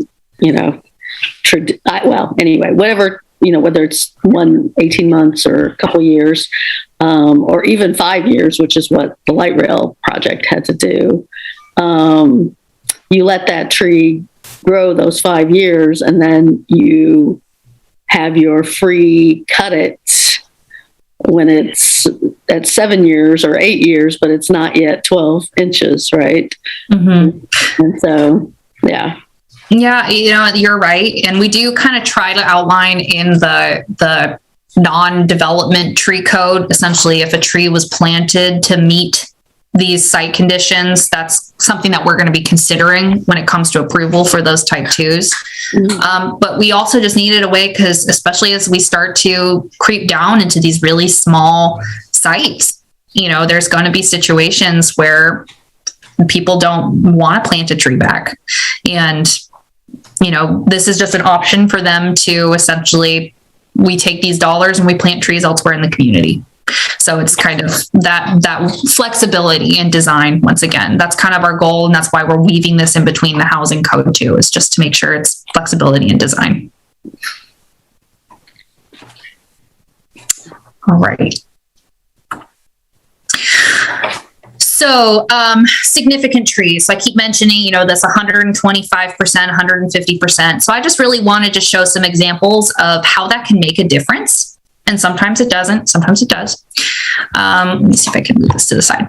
So for trees, existing trees that are 12 inches to less than 20 inches in diameter, that's 125% canopy credit, right? So as we're doing that math beforehand, you essentially get a multiplier, a bonus. 150% for greater than 20 inches in diameters. And the goal is retention of these large existing trees. So if I grab this from the preservation slide, we have this really big tree up front, and they're looking at removing it, right? At first, maybe they're looking at removing that big tree to put the unit there rather than removing those smaller trees at the back of the lot that we can see here along the boundary line. They're like, I'm going to leave those trees. I want to remove this big one. Well, with the large 22-inch beech tree, we'll call it, you get 2,000 square feet of canopy with these bonuses and such. The sum of the smaller tree is 1,500 square feet. So if you removed that beech tree up front and you just kept the other smaller trees, you would dip essentially 2 tiers on our preservation, our mitigation tiers. But if you kept the big tree, if you kept your big beech tree, you would get to add in this multiplier. So it goes from 2,000 square feet up to 3,000 square feet worth of canopy. That's meeting our 30% mitigation threshold. That means no mitigation is required. No fees are paid. So essentially by keeping your big existing tree, you're saving yourself $8,000. Now, once again, who knows what design they're looking at? Maybe they really want to remove that tree and they can opt to pay that if they want, if they so choose. But we hope this at least helps when people are doing the math to make it pencil out for why they'd want to keep these large existing trees. Same goes for canopy standard. So essentially we have the same lot. They're looking at either removing that big beech tree in the front or those smaller trees back behind. If you remove the big beech tree in the front and you keep those other small trees, you're retaining, say, 800 square feet of canopy. You have to plant back. You have to pay mitigation. Essentially, it can add up pretty quick. But if you keep that big beech tree in the front, that's 2,000 square feet. You times it by your significant tree multiplier. That gets you 3,000 square feet of canopy. That's already meeting your canopy coverage goal. So no replanting is required. So in this one situation, by preserving that large beech tree up front, you could avoid paying mitigation fees entirely for the site. So it can really factor and be a win. Councilor Falconer? So I appreciate the concept, and I really want us, I guess, my question is really, because where else are you going to put a housing unit on that lot? Even if you're trying, and this is why, we'll talk about this later. That's why we can't talk about this in a vacuum without talking about housing and why these things have to be combined. There is actually no opportunity on this site to do what you just said. And I think there's definitely, that's why we have mitigation in there. I agree. There's going to be some sites where the design, maybe you can't have a basement ADU. Maybe you can't have an attic ADU. Maybe you can't include a tiny home or convert your garage on the top of the site to an ADU. And there's going to be situations where all those opportunities are exhausted and a mitigation is going to have to be paid and the tree is going to have to be removed. The goal, or we need, I guess that wasn't really my point. My point is, or we need to actually be we need to be having this conversation in light of our conversation about setbacks and parking and height and all the other obstacles that interfere with the ability to potentially build somewhere else on this site to save that tree. Because we all agree we want to save that tree. But what the outcome with having this conversation outside of any conversation about housing is, the outcome is, well, we can't save that tree. So they're just going to have to pay the $8,000, however many prohibitively expensive fees that then make it financially impossible for a person there will be situations where they'll simply walk away, and we don't want that. We say we don't want that either. Sorry, that now I'm getting into deliberation. But my question is, isn't this a very good example of a situation where, with all those other obstacles combined, we can't actually do the thing we're suggesting we can do on the screen?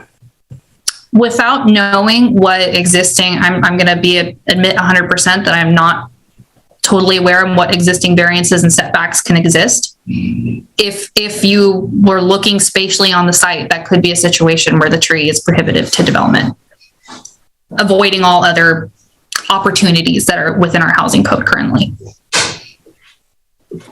Councilor Beatty?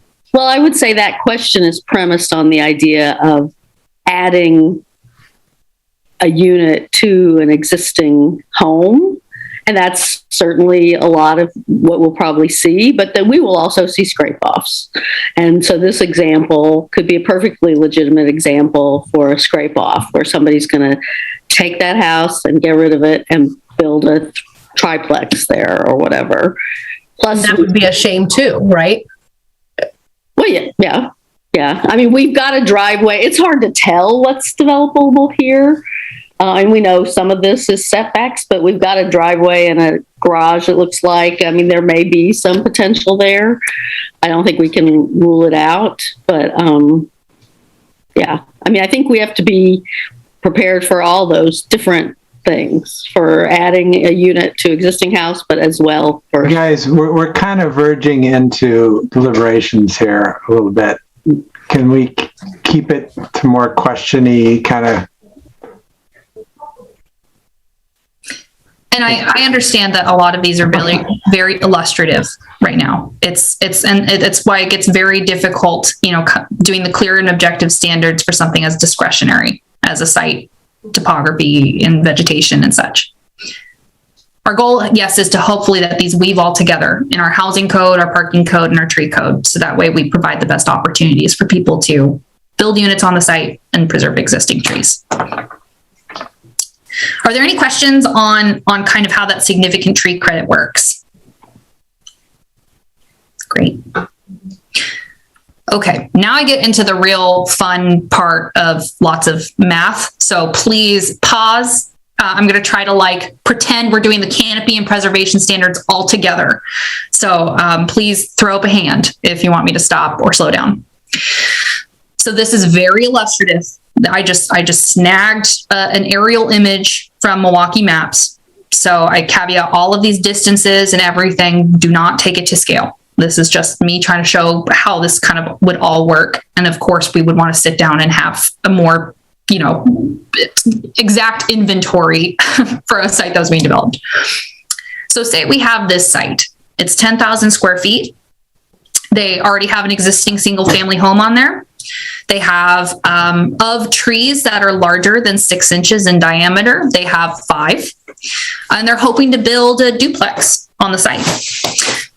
Right now, they are thinking that the duplex should go towards the front of the site. And they would therefore have to remove these 2 trees, number 3 and number 4. And we can see here that that's a 14-inch American elm and a 15-inch red oak. First off, the developer would have their arborist or their essentially individual doing this work create an inventory. So that way, as we stack, we see what trees are on the site. We know the diameter. They know the existing essentially canopy. And then we would use our list that we would have as a resource for the developer to then determine the canopy at maturity. So that's just based on what species are there. This is going to be a consistent across every red oak, every American elm, etc. Now, what we want to do is we want to start doing the math. So for this site design A, I'm going to call it, this is as they were proposing it, they want this, development, this duplex right up towards the front of the property.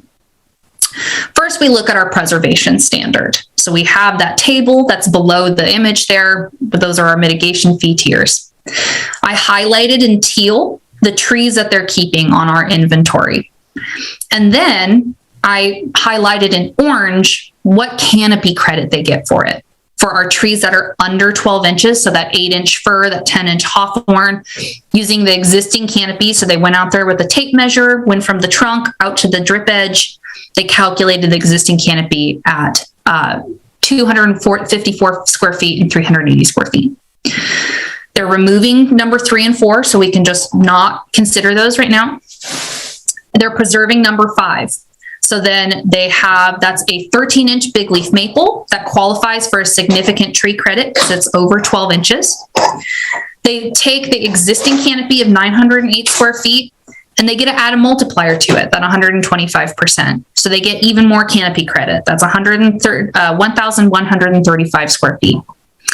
So I added down below here, you can see, and the final kind of tally is they end up going down to 17.7% percent canopy on the site, which means that they have to pay $8,000 in mitigation fees because they're dropping down those 2 tiers. In this case, they're only preserving one significant tree. So even with that canopy multiplier, it didn't really help them when it comes to avoiding mitigation fees, avoiding dipping down in tiers.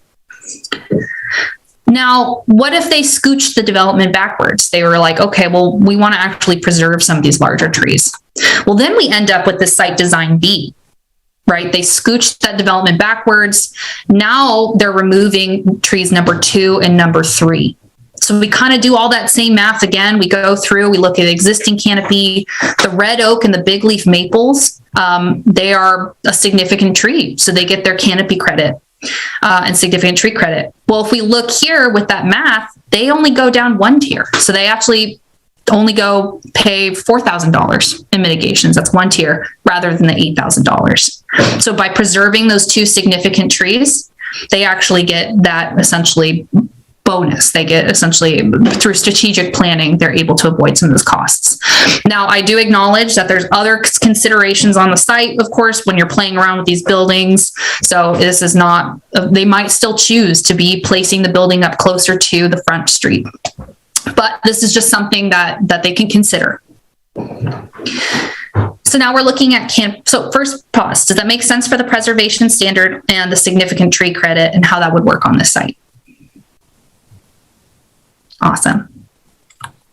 So now we're looking at our canopy standard. So this is the planting back. They decided they want to remove that building or they plant that building there. They're removing those 2 trees anyways. So we ended up with that final existing canopy. They have to plant back to 40%. So they need to essentially reach, this is a 10,000 square foot lot. They need to reach 4,000 square feet of canopy. So in order to reach that, they need to plant 3 trees because they are missing that canopy gap. So they end up planting tree number 6, a Pacific Madrone. And then we have that list that they can choose from to add up the canopy. They're planting it on site. It's 75% canopy credit because it's a new planting. So it ends up equaling 532 square feet of canopy. They also are going to plant 2 right-of-way trees because they don't want to plant any more trees on the property. They want to plant them on the street edge. So they get 50% canopy credit for that. And so that's how they finally plant back their canopy, is just through these 3 trees. They don't have to pay any mitigation fees because they're reaching now over 4,000 square feet of canopy. They could choose, if they didn't want to plant any trees on the site after building this development, they could choose instead to pay the mitigation fees of $5 per square foot missing. That's up to them. So looking again at our site design, we're flopping back to B now. Or sorry, first I did want to say too, if say they didn't want to pay the mitigation fees, they still have that gap of canopy. Instead, they want to plant a community garden, right? And they want to choose a community garden. That's why they don't want to plant any trees on the site. That would fit as one of our alternative design variance criteria. So they could go to Planning Commission, apply for a variance, not pay any mitigation fees because they're showing that they're providing some environmental benefit back through a community garden. So now thinking again, okay, well, we're wanting to preserve those big significant trees. We're going to scooch the building back towards the back. We're not going to be removing the tree number 4 in the front of the site. So already when we're looking at existing canopy with those significant tree canopy credits, they're already meeting the 40% site coverage. They're already meeting that 40% canopy coverage for the site. So they're actually exceeding it. They're at 47.1%. So they don't have to pay any mitigation fees. They don't have to plant any trees on the site. It's perfect the way it is. They could choose to plant a street tree, and there might be some requirements to plant a street tree depending on the frontage improvements, and that's just in our existing public works standards and code. And that would give additional site canopy if they ended up doing that. But just by essentially moving the building backwards, they don't have to plant any existing or any more trees on the site, and they don't pay any mitigation fees for the preservation standard. So that's kind of how this works, is in order for them to essentially look at the site, they can scooch things around and they can end up avoiding mitigation fees by being strategic in which trees they're conserving. And that's our goal, is to make sure that we're working with them in order to help them with this decision and help preserve existing canopy. Are there any examples or questions on this example? Awesome. I thought this one would have the most math, and so it would be the most frustrating to understand. So I'm glad it's working. And I think this is kind of that big picture that we're really hoping that people take away from this, is that a lot of the tree removals, a lot of the mitigation, a lot of this, it can be avoided or reduced, or at least, significantly, I don't want to say avoided because sometimes it is, but we just want people to consider trees at the beginning. We were trying to be flexible with site design. We understand that there's housing goals, there's tree canopy goals, there's all sorts of goals in the community, but trees are green infrastructure, and we just want people to think about them like infrastructure and think about them when they're looking at a site and how can they work around the tree or work with the trees, or at least plant back trees to make the most out of the site. I think that some of the work that we've been doing as a community already kind of shows that we're on this target. I was going to mention that we actually received another Tree City USA certification for last year, and we also received a growth award. So that's great. So we're heading down a good path, and I think the private tree code, and just especially on the development side, on how we're increasing our housing density while also preserving our existing canopy, that's kind of why it's important that those play together. And trees shouldn't be a last thought when we're looking at it, because that's sometimes how we end up in those situations where people get either stuck with a tree removal at the end, or they say, I didn't know. And it's because, we weren't treating them like the infrastructure. And our goal as staff is to work with the community at the very beginning of the site design in order to avoid that and see how it can all work. And one of the last things I want to show you, so there are enforcement fees, and this is for unpermitted tree removals or damaging. I'm going to pause here. And then the final thing I wanted to talk about is affordable housing. So we've had a lot of really great conversations with stakeholders about affordable housing, especially when it comes to mitigation. I've heard from some community groups that are both environmental justice community groups, so supporting or led by BIPOC individuals, marginalized communities, that there's concern even with existing tree codes that provide lower standards when it comes to tree canopy for affordable housing. There's concerns that ends up with a lot of affordable housing that doesn't have any canopy on or around it. And those are arguably the communities that need the canopy the most. I also know that there is a really big need for housing, and particularly affordable housing units. So working sometimes with trees, sometimes a tree is sacrificed in order to build an additional unit, and that happens. So we kind of have a couple different options here for affordable housing mitigation fees, specifically on allowing that flexibility for an affordable housing development to potentially avoid mitigation fees even if they need to remove tree canopy. So the first one, the one on top, is what we have existing in the proposed code. So that is, instead of having that any canopy under 30% enters into those mitigation tiers, we say any canopy under 20% goes into those mitigation tiers. What that does, though, is it does allow for that 10% more flexibility in removing canopy without any penalty. Another proposed option on the bottom is essentially keeping that 30% standard, so keeping that consistent across the board, but then lowering the fees for each tier to $2,000. So it's still essentially encouraging folks to avoid dipping down in tiers, but it's less costly than the proposed $4,000 for the standard.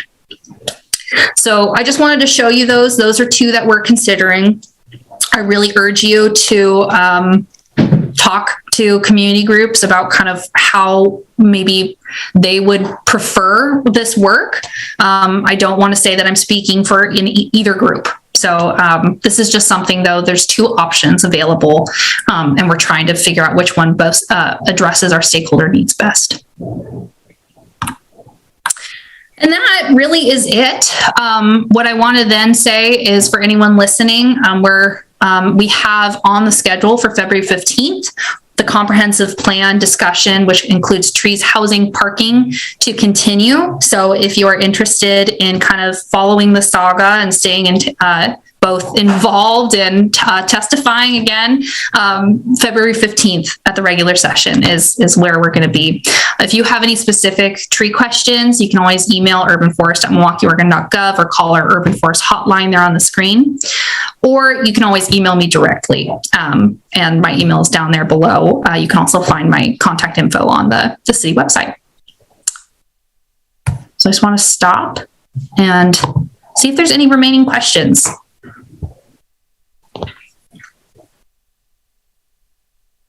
I suspect we may have some after the testimony. All right.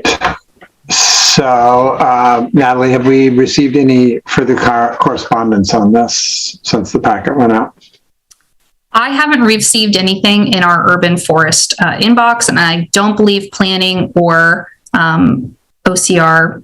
Scott, I don't think you've received anything either, have you? That is correct. Okay, so now we get to the public testimony portion of this issue. Take a break before we launch into public testimony. Sure, what do you need, 5 minutes? Yeah. Okay, we will resume in 5 minutes.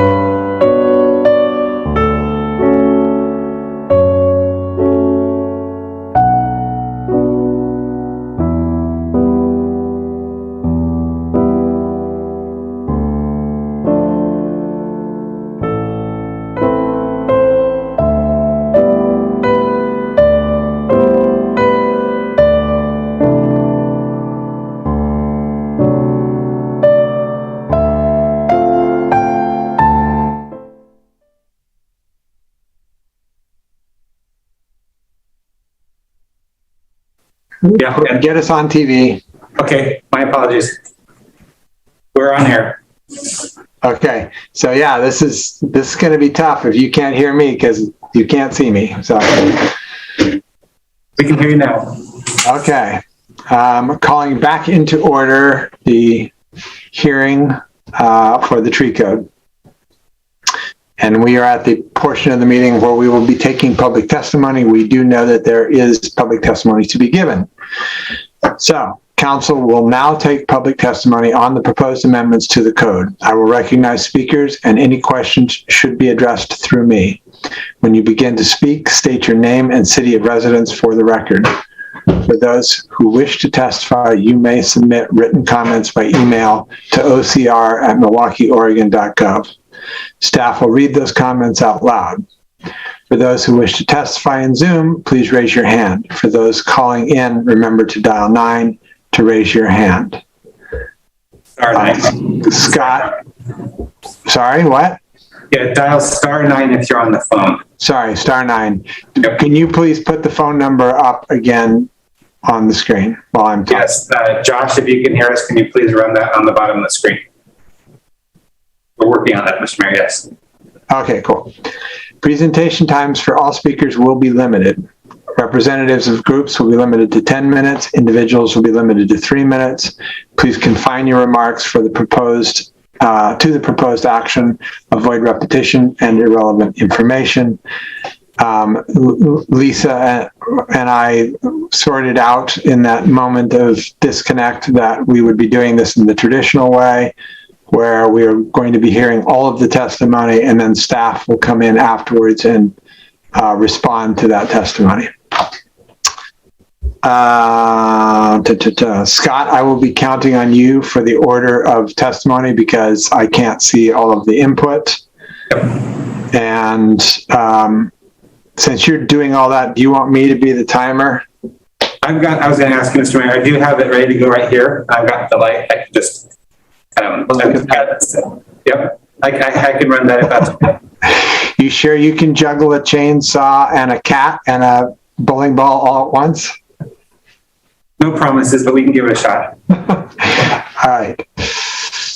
Well, then let's do this. All right, Mr. Mayor, I don't see any new emails, but the very first registration for this evening's hearing came in 2 weeks ago from Neil with the North Clackamas Watersheds Council, and his hand is raised. So we're going to allow Neil to talk. Neil, can you hear us? Since he's representing a group, he will have 10 minutes. 10 minutes. I'm adjusting the timer now. Neil, can you talk? Can you hear us? I can. Can you hear me? Yes, sir. Okay. Great. Thank you. And I'm Neil Schulman. I'm the Executive Director of the North Clackamas Watersheds Council, located on 2416 Southeast Lake Road in Milwaukie. I wanted to kind of start out with some general comments and then go into some more specifics. The general comments are, I really do compliment the city of Milwaukie for the development of this tree code in a couple of particular areas. One of them is obviously Milwaukie needs a good tree code to get to its 40% canopy goal. And the other thing that I think is critical is the integration of the questions around trees, climate, parking, and housing together, because as was discussed in the comments during Natalie's presentation, obviously those all create needs for space, and we have to figure out how to do them together. And I think the answer to some of those questions that were raised about, hey, how much room is there in the setbacks? How do we, can we successfully work with, especially in the development code side of things, can we work with developers to go to a different design that preserves those trees? I think the answer to that question can be yes. And the way that we get it to be yes is by doing exactly what the city has started to do, which is to look at housing, trees, and parking together. And obviously we will have some choices to make. And the most important choice I think we have to make is, are we creating room for trees and human or are we creating room for vehicles? And I think the answer to that is hopefully, obviously, the former. So I salute the city for that. What I wrote along with Ted Labby from Urban Green Spaces Institute in the Clackamas Review a few weeks ago was that this has the potential to also be a model for other communities in Clackamas County, and especially on this side of the river in Clackamas County. I think where the city of Milwaukie leads, the likelihood that other communities will follow relatively soon, I think, is definitely there. And from a watershed council, whose territory spans 3 cities and large portions of unincorporated Clackamas County, I think that's obviously a great thing for us as well as for the region as a whole. So thank you for that. And we really have enjoyed the process of working with staff as well as with the Planning Commission on this process. So I encourage the council to move forward and adopt this tree code, but with a couple of tweaks that have already been discussed tonight. One of them is related to canopy coverage in affordable housing. We have also had a lot of very good discussions with Portland Audubon and with the Clackamas County chapter of Unite Oregon, which I believe may be in attendance and may be testifying tonight as well, about that question about affordable housing. And the unfortunate reality of the fact is that low-income populations need more canopy coverage, not less. They tend, unfortunately, to have less access to public natural areas where they live, and they tend to have a greater health burden from things like the urban heat island effect and higher rates of childhood asthma from diesel particulates. And this tree code represents a chance to reverse that rather than exacerbate that. I believe very strongly we should be incentivizing affordable housing at just about every opportunity. And that is where we land as a watershed council that believes that good environmental conditions should be available to everybody, is that it makes more sense to keep the canopy standard high for folks who need that protection of health outcomes and lower the fees for affordable housing. Make it cheaper to develop that affordable housing, but keep the tree canopy standard the same.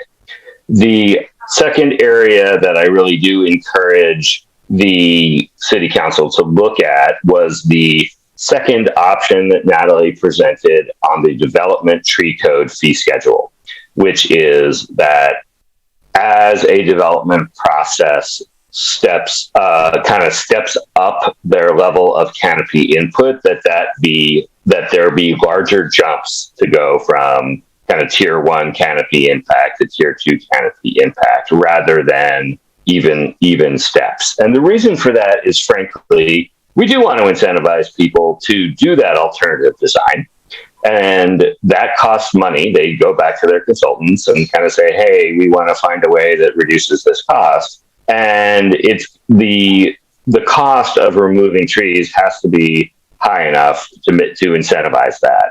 And at the same time, there is a public cost to removing large amounts of canopy, even on private land, in an era of climate change. We all obviously remember last summer, my house gets part of its shade from trees that are not on my property. So there's a public good at work, obviously, in keeping those trees. And we think that fee schedule is going to be a lot more effective at the goals that Councilor Beatty and Council President Heisey discussed during the discussion that just happened about saying, hey, how do we know that this is engineered the right way? And I think that is the appropriate solution. We also really do strongly support the addition of performance bonding. We think that is an excellent idea.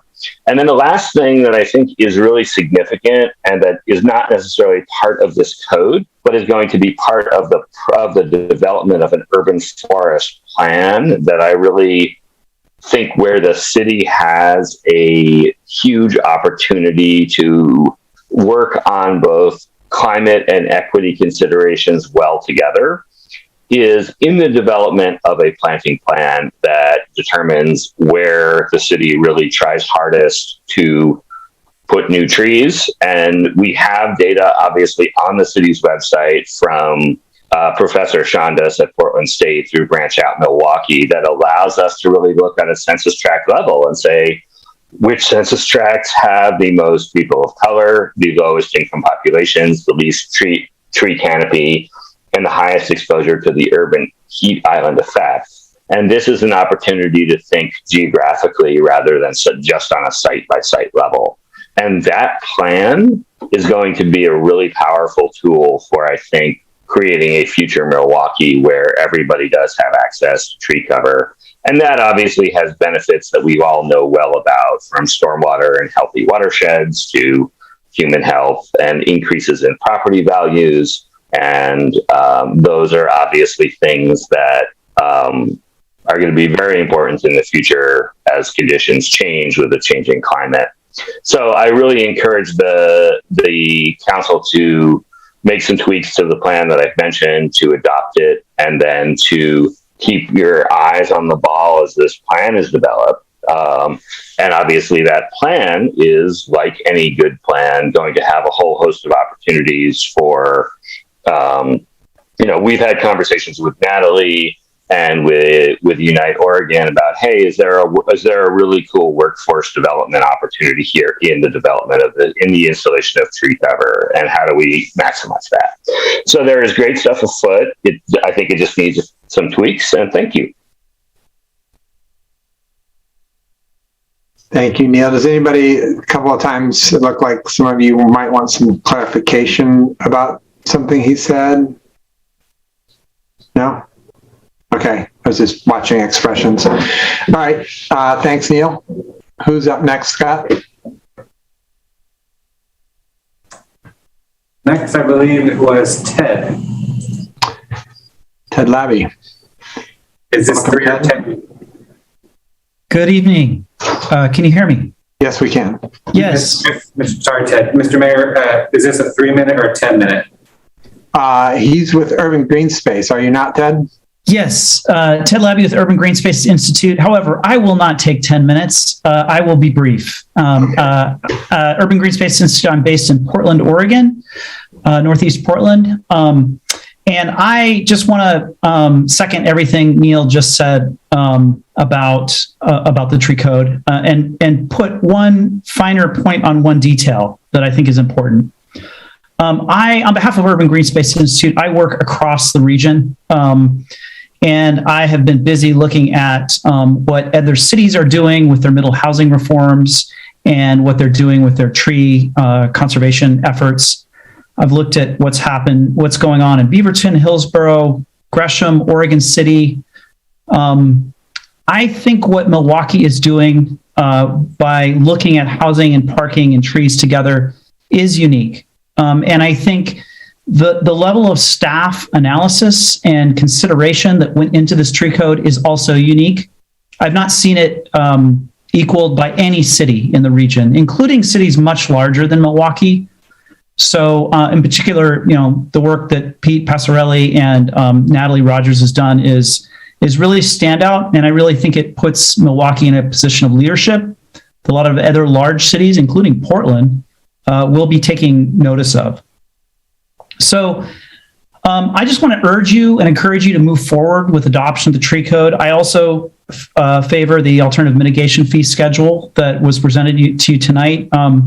And I want to urge you to, move ahead with these housing, middle housing reforms as well. I think the staff proposal before you is worthy of your adoption. I think all of it has a strong merit, and I would encourage you to act on that. Thank you. Thank you for the opportunity. Thank you, Ted. Who's next, Scott? And the last hand or interested person I see is Paul. Paul, can you hear us? And I will roll with 3 minutes unless we hear that he has representing a group. Okay, can you hear me? Yes, sir. Okay, thank you. My main comment is... Can you state your, state your name and city for the record? Okay, Paul Anderson, Milwaukie. Okay, thanks. My main comment is regarding the whole 40%. As I've, written to you folks, I don't believe that's obtainable.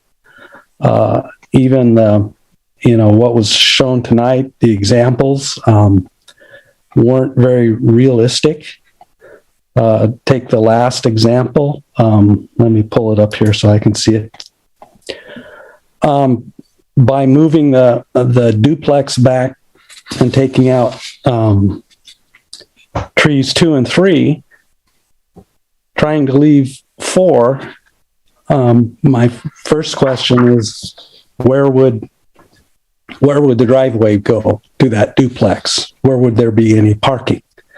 So by leaving out these kinds of details, it makes it look easy, but the reality is it's not. And as was mentioned, you got to interweave this with parking requirements and street requirements and everything else. And as I mentioned in one of my letters, maybe what should be done is take a look at a recent development, such as I don't know how to pronounce it right, but Saragino Farms. Take a look at that and see if you can really get 40%. I don't believe you can get anywhere near 40%. So if you're going to be charging people thousands of dollars trying to achieve something that can't be achieved, I just don't believe that that's the right way to go. And I really think that 40% really needs to be looked at more closely. Thank you. Thanks, Paul. Just for reference, are you a developer? Is that the point you're coming from? Because those are development standards. I'm just a resident, but still, when I looked at the ordinance, it just didn't, things didn't look right to me. Okay, appreciate it. Thank you. If I still have any time left, I wanted to mention too that she's mentioned that basically they'd forego those spacing requirements. And that doesn't sound like a good idea to me. But anyway, that's it. Thank you.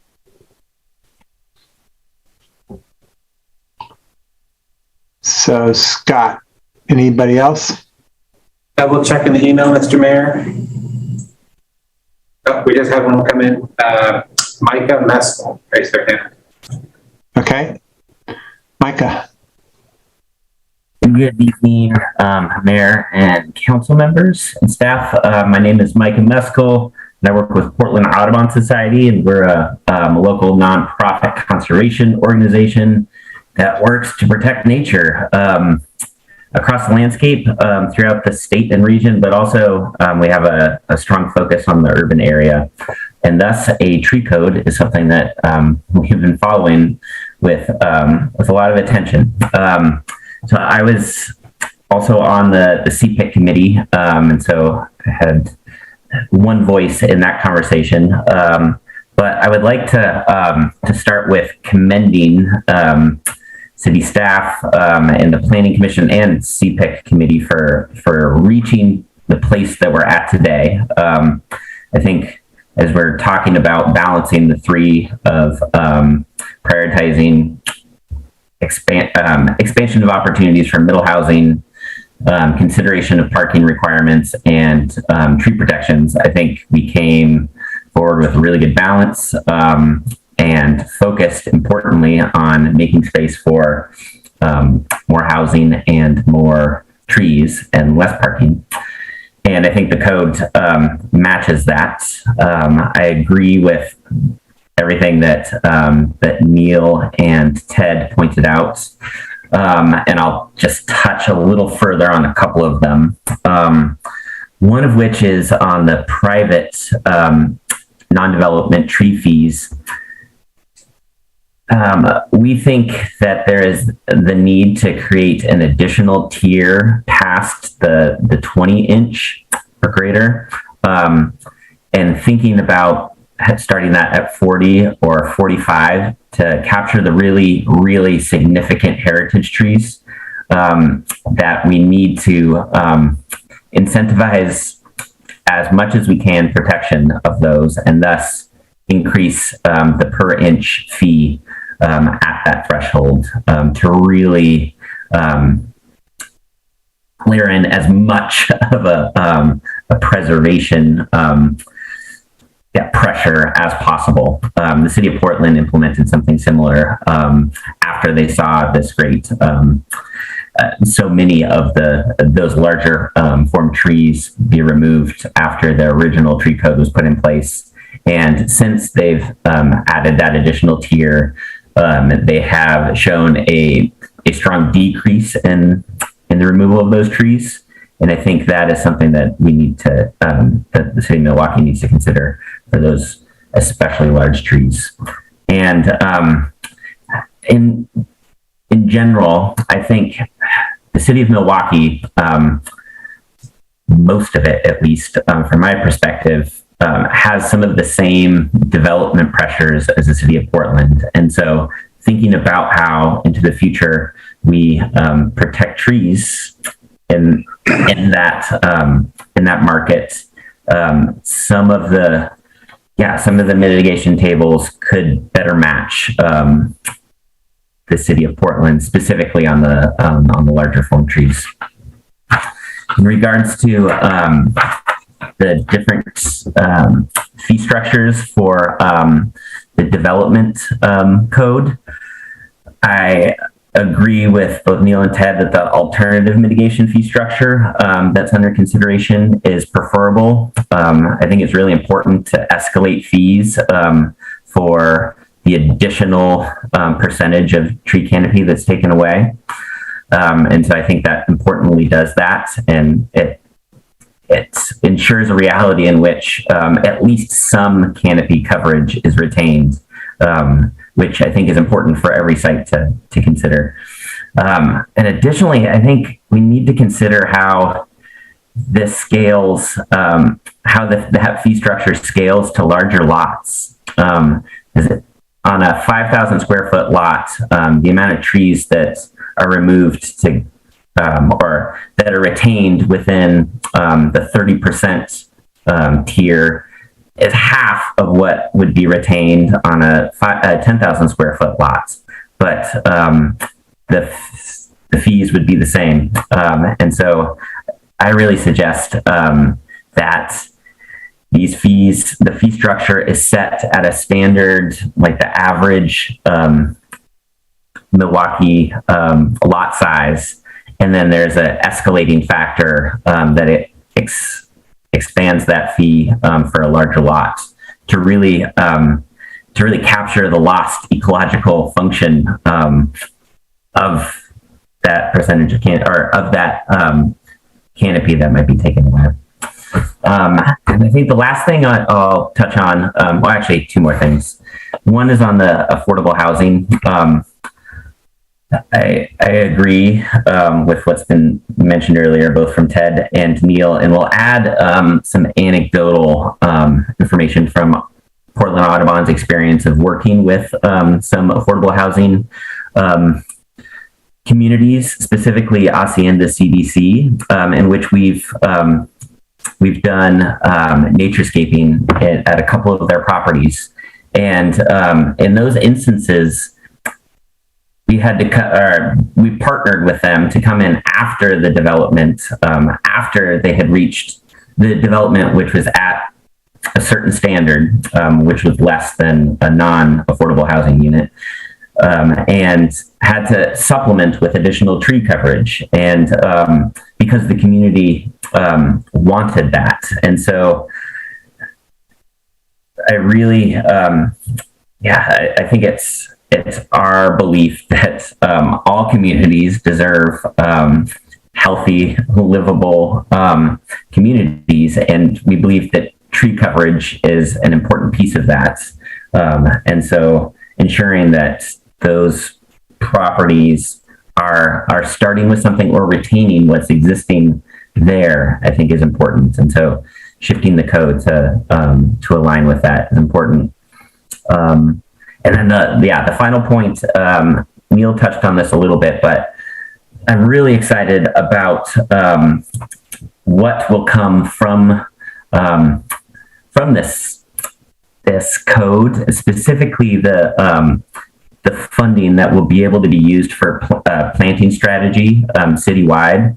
I think it can really lean into to support the city of Milwaukee's other equity initiatives to really to consider partnership with community organizations, specifically BIPOC-led community organizations, to think about the implementation of tree planting throughout the city with the fund that is created through this code, and especially be able to consider the maintenance of existing trees, and to be able to provide that to low-income residents. And I think, an existing fund will allow for the consideration and implementation of that into the future. So I think, though some would say some of the mitigation fees are high, we should be thinking about what we're going to be getting for that. And I think we have some great opportunity for workforce development, but also for implementation and assistance that we can, the city can lend to existing affordable or existing low-income residents who might need some assistance in the maintenance of their trees. Yeah, that's it. All right, thank you. Well timed. Scott, anybody else? Double check the email. Don't see anything there. I don't see anything new in the chat. I don't see any other hands raised, Mr. Mayor. Wow, I thought we were going to get a lot more spoken testimony on this. It is 8:35. So I want to throw out, staff is proposing that we continue this hearing, leaving the hearing portion open, leaving it open for more testimony next week, or not next week, sorry, the next meeting. And then take that testimony and then go on to deliberation after that. Does that sound good to everyone else? Seeing foreheads nodding. Okay, good. Does that mean that staff will not address any questions or not address any of the comments or testimony that they heard tonight? No, I think we could do that. I think we could address testimony tonight, and then I just wanted to get a sense, because if I would imagine Natalie's testimony would be somewhat different if this was sort of her final at bat, so to speak. So yes, please, Natalie, does staff have any response to the testimony? I'm just kind of thinking back. I didn't hear too many questions. One that I did hear is 40% feasible on site. The 40% goal was established through our Climate Action Plan Committee and our Climate Action Plan, and then was kind of continued to be formalized through our Urban Forest Management Plan. The 40% goal came from the American Forests Institute, and they originally recommended it for all urban cities to essentially hope to achieve for their urban canopy in order to maximize the benefits of trees. And then they later said that it should be really more tailored to the city's natural ecosystems that they're found in. So that's kind of where that 40% came from. And then now even American Forest Institute are recommending for historically forested communities, which Milwaukie would be one. You can kind of look at Forest Park. You can kind of look at some of the more rural parks around Clackamas County to see kind of what that historical landscape would look like. They're recommending even up to 60 to 80%. Now, we kept at 40%, realizing that we have urban development. And there's definitely going to be some sites where it's going to be hard to achieve 40% canopy. And that's just as we're looking at this balancing effect of goals of housing, of parking, of trees, and other even recreation opportunities in the community. And that's kind of what we've been working towards with this canopy or this tree code, is giving people flexibility in the site design while also working to really bolster our preservation and planting efforts to achieve the goal that the community set out in the Climate Action Plan and Urban Forest Management Plan, and even in the comp plan. It's baked in there as well.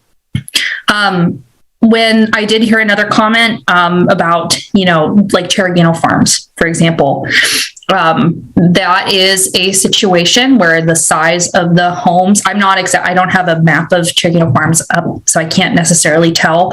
I do know that they're going to be planting a required amount of street trees through their development agreements.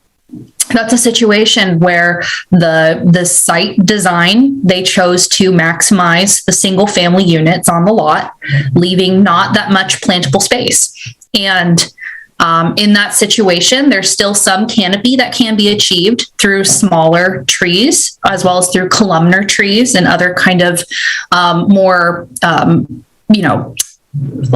less canopy spreading trees, but they are potentially not going to achieve the 40%. I'll also add too that, as trees grow, there's still space underneath them. The canopy will extend outwards, and you can have buildings, you can have structures underneath, but there are situations where it's not going to be achievable. And that's when that mitigation opportunity is, or the alternative design variance is really available to them. And so, I think it's very hard to predict what each site is going to build out to, because it's very unique to each site. But we hope that the code that we're presenting at least allows that flexibility while also upholding the key goals that we heard from the community. I also heard a question, the larger tiers, a comment around heritage trees. That's the heritage tree program. That's something that is not in our code currently. It's not included in this residential code proposal. That is a program we are interested in. That is a program that is called for in our urban forest management plan. That's something that we're hoping to explore. But that would be kind of almost like a supplemental program, and we would have to come back to see how that would weave in with our residential code. Oops. So now I would like to unpack that a little bit more, because what I heard, calling it heritage, fine, but what I heard was we think there should be a more expensive tier just for bigger trees. Whether heritage or not is irrelevant. The fact is that, we stop at, I don't have it in front of me right now, but we stop at whatever it is, some diameter, and there are obviously trees in the city that are far, far, far bigger than that diameter. Mm-hmm. And I think what I heard was that they're suggesting that we just extend our tiering of tree sizes so that you don't max out at our current whatever it is. Mm-hmm. Yes, yeah, and that is something that I wrote down. That's something that we can explore in terms of boosting our significant tree credit, and seeing other ways that we can play with the mitigation fees where we have those kind of diameter tiers, including removal fees for non-development and development. I'm just separating the two of them. There's like the mitigation fee playing, and then there's also a heritage tree program that we can also explore as well. Right. But I think the point that if we had a 40-inch, if we had it be much more expensive to remove a 40-inch tree, that would maybe, save some heritage trees before we get around to getting a heritage tree program in place. Yeah. Yeah, exactly. Okay, did you have any other? I didn't hear any other questions, but I'm happy to address anything if I missed it.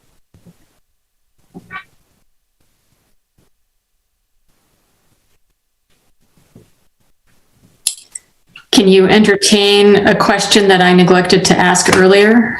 Absolutely. I would love to hear a really explicit, clear explanation of what it means to bond for a tree for someone who has no idea what bonding means. I'm going to let Peter explain this because he's the better expert on it. So I think the easiest way to think about a bond as it relates to development is the developer is providing a financial instrument that's really generally a warranty. They're guaranteeing through that bond that they're going to establish, that tree will be established and will survive a certain period of time. And if it doesn't, there's funding that's connected to that bond that the city could then choose to use to replant a tree.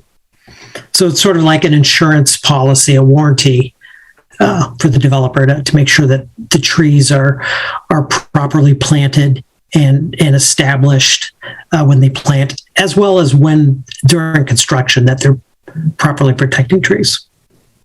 So say I am the homeowner with the lot that they wanted to put the duplex on, and I need to bond for a couple of replacement trees. How do I do that?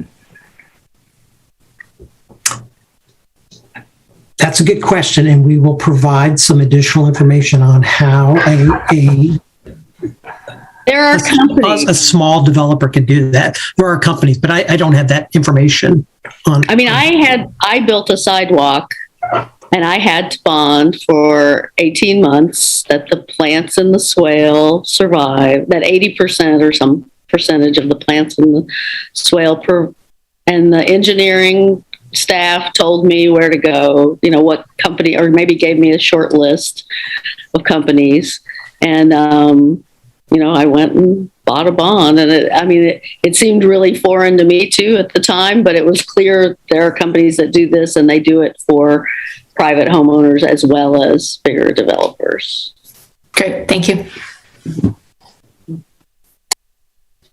Yeah. So, but will the bonding be in this code, or will the bonding just be in some kind of city standards? Will we set a term of bonding here? And it would be in the fee schedule. Would be in the fee schedule. Okay.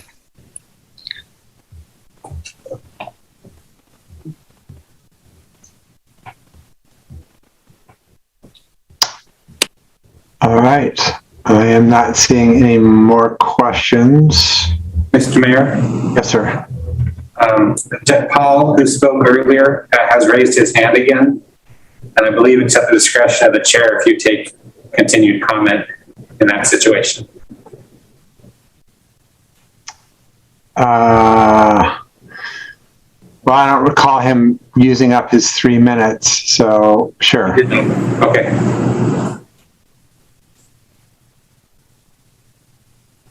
Paul, can you hear us? Hear me now?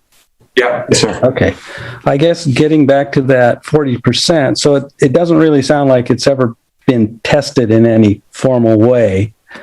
And I guess what you're looking at is that, like you mentioned, there's going to be a lot of places that can't hit that 40%. So I guess what I'm saying is that basing a fee structure on something that's not achievable, it seems like you're going to be basically collecting a lot of extra money. And maybe you think that's a good thing, but I think from a public standpoint, that doesn't sound like a very good thing. Collecting fees on virtually every property because nobody can actually get to that 40%.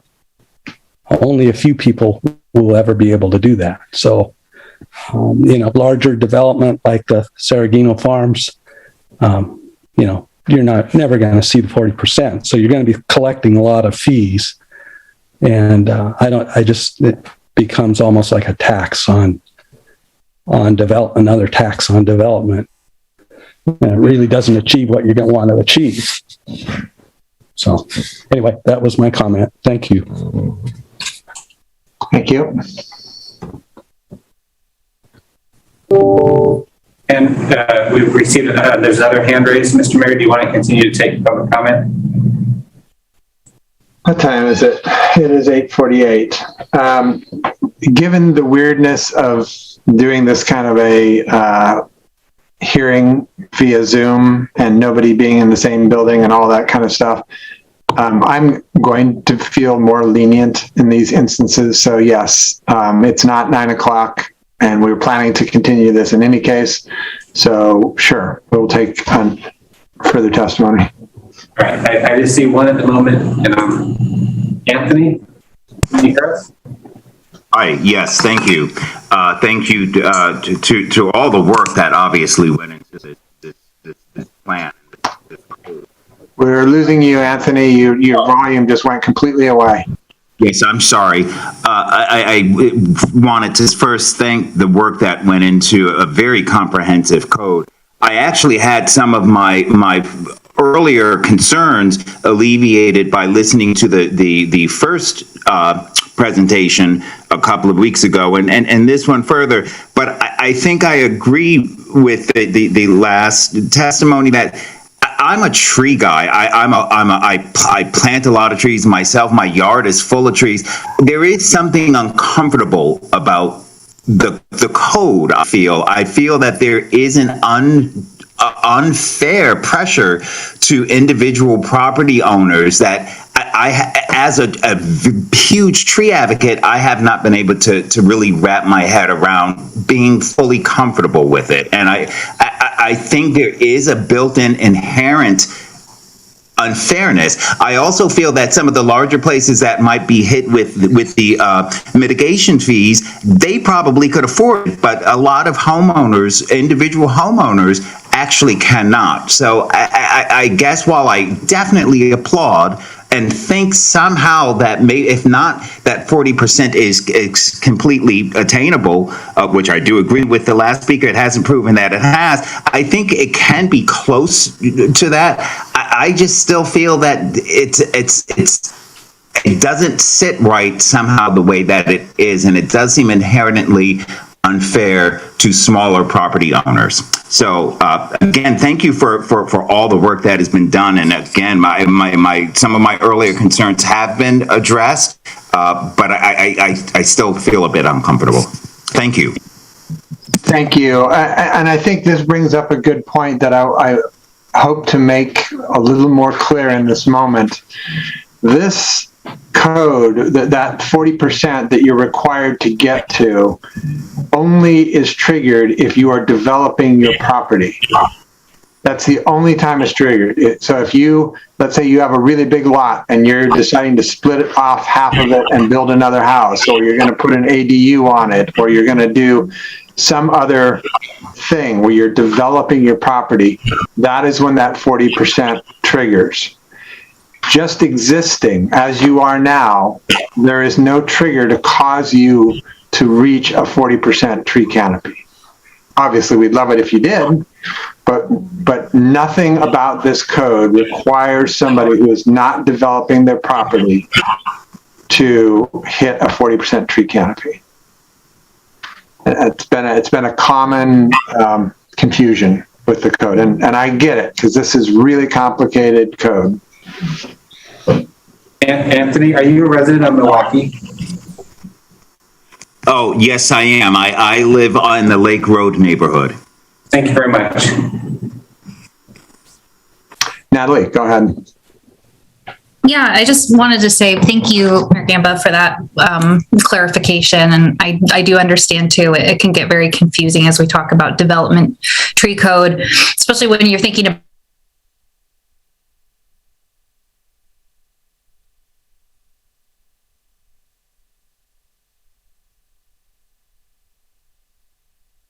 thought it might be helpful I don't know if it would be helpful if I showed a map of kind of where the current canopy cover is in Milwaukie. I shared it in my presentation on the 18th. But we actually, quite a few properties are already at 40% or at least very close.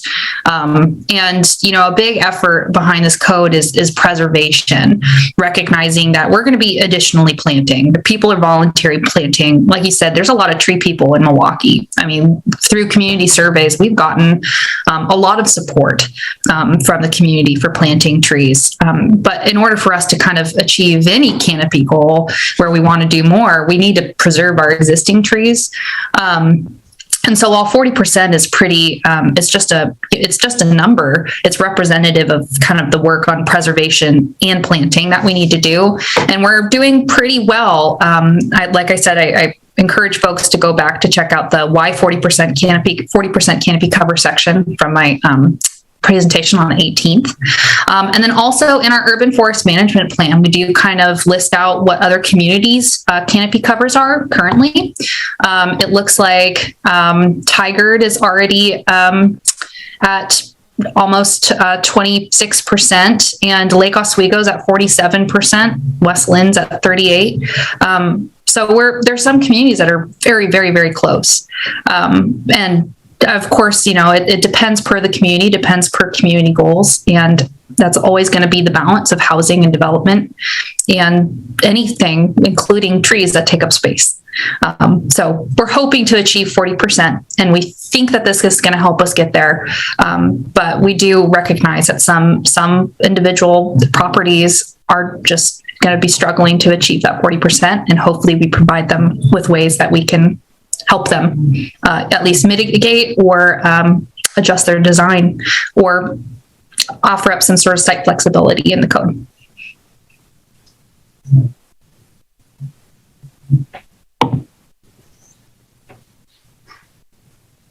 Okay, good. Scott, anything else? Mr. Mayor, I do see one hand raised. It's Mr. Anderson again, raising his hand. He has had 2 opportunities to speak already, but it's the chair's decision to recognize speakers. So typically, Mr. Anderson, just so that you know, there would be 1 opportunity to testify. We don't want this to turn into an argument, so to speak, back and forth. That's the job of the council at the point at which we start deliberation.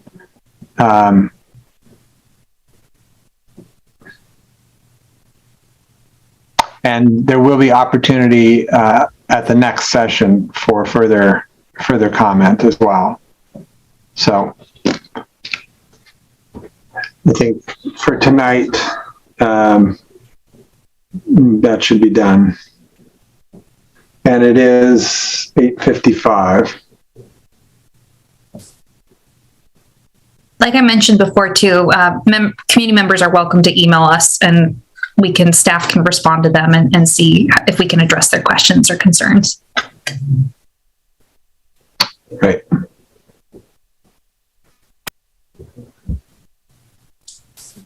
All right.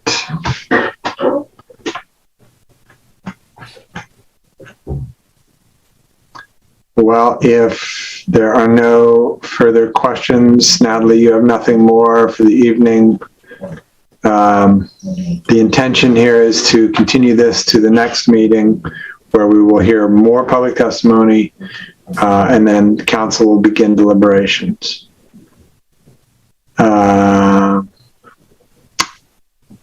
And I will need a motion to close. If there are no more questions, I will entertain a motion to close the public comment part of this hearing for today. I move to continue the hearing on the comprehensive plan code amendments file number ZA 2021-002 to a date certain of February 15th, 2022. Second. It's been moved and seconded to continue the hearing on the comprehensive plan code amendment file number ZA-2021-002 to a date certain of February 15th, 2022. All those in favor? Aye. Aye. Opposed? None heard. It passes unanimously. The hearing will be continued to a date certain of February 15th. With that, I would entertain a motion to adjourn. Move to adjourn. Second. It has been moved and seconded to adjourn. All those in favor? Aye. Aye. We are adjourned.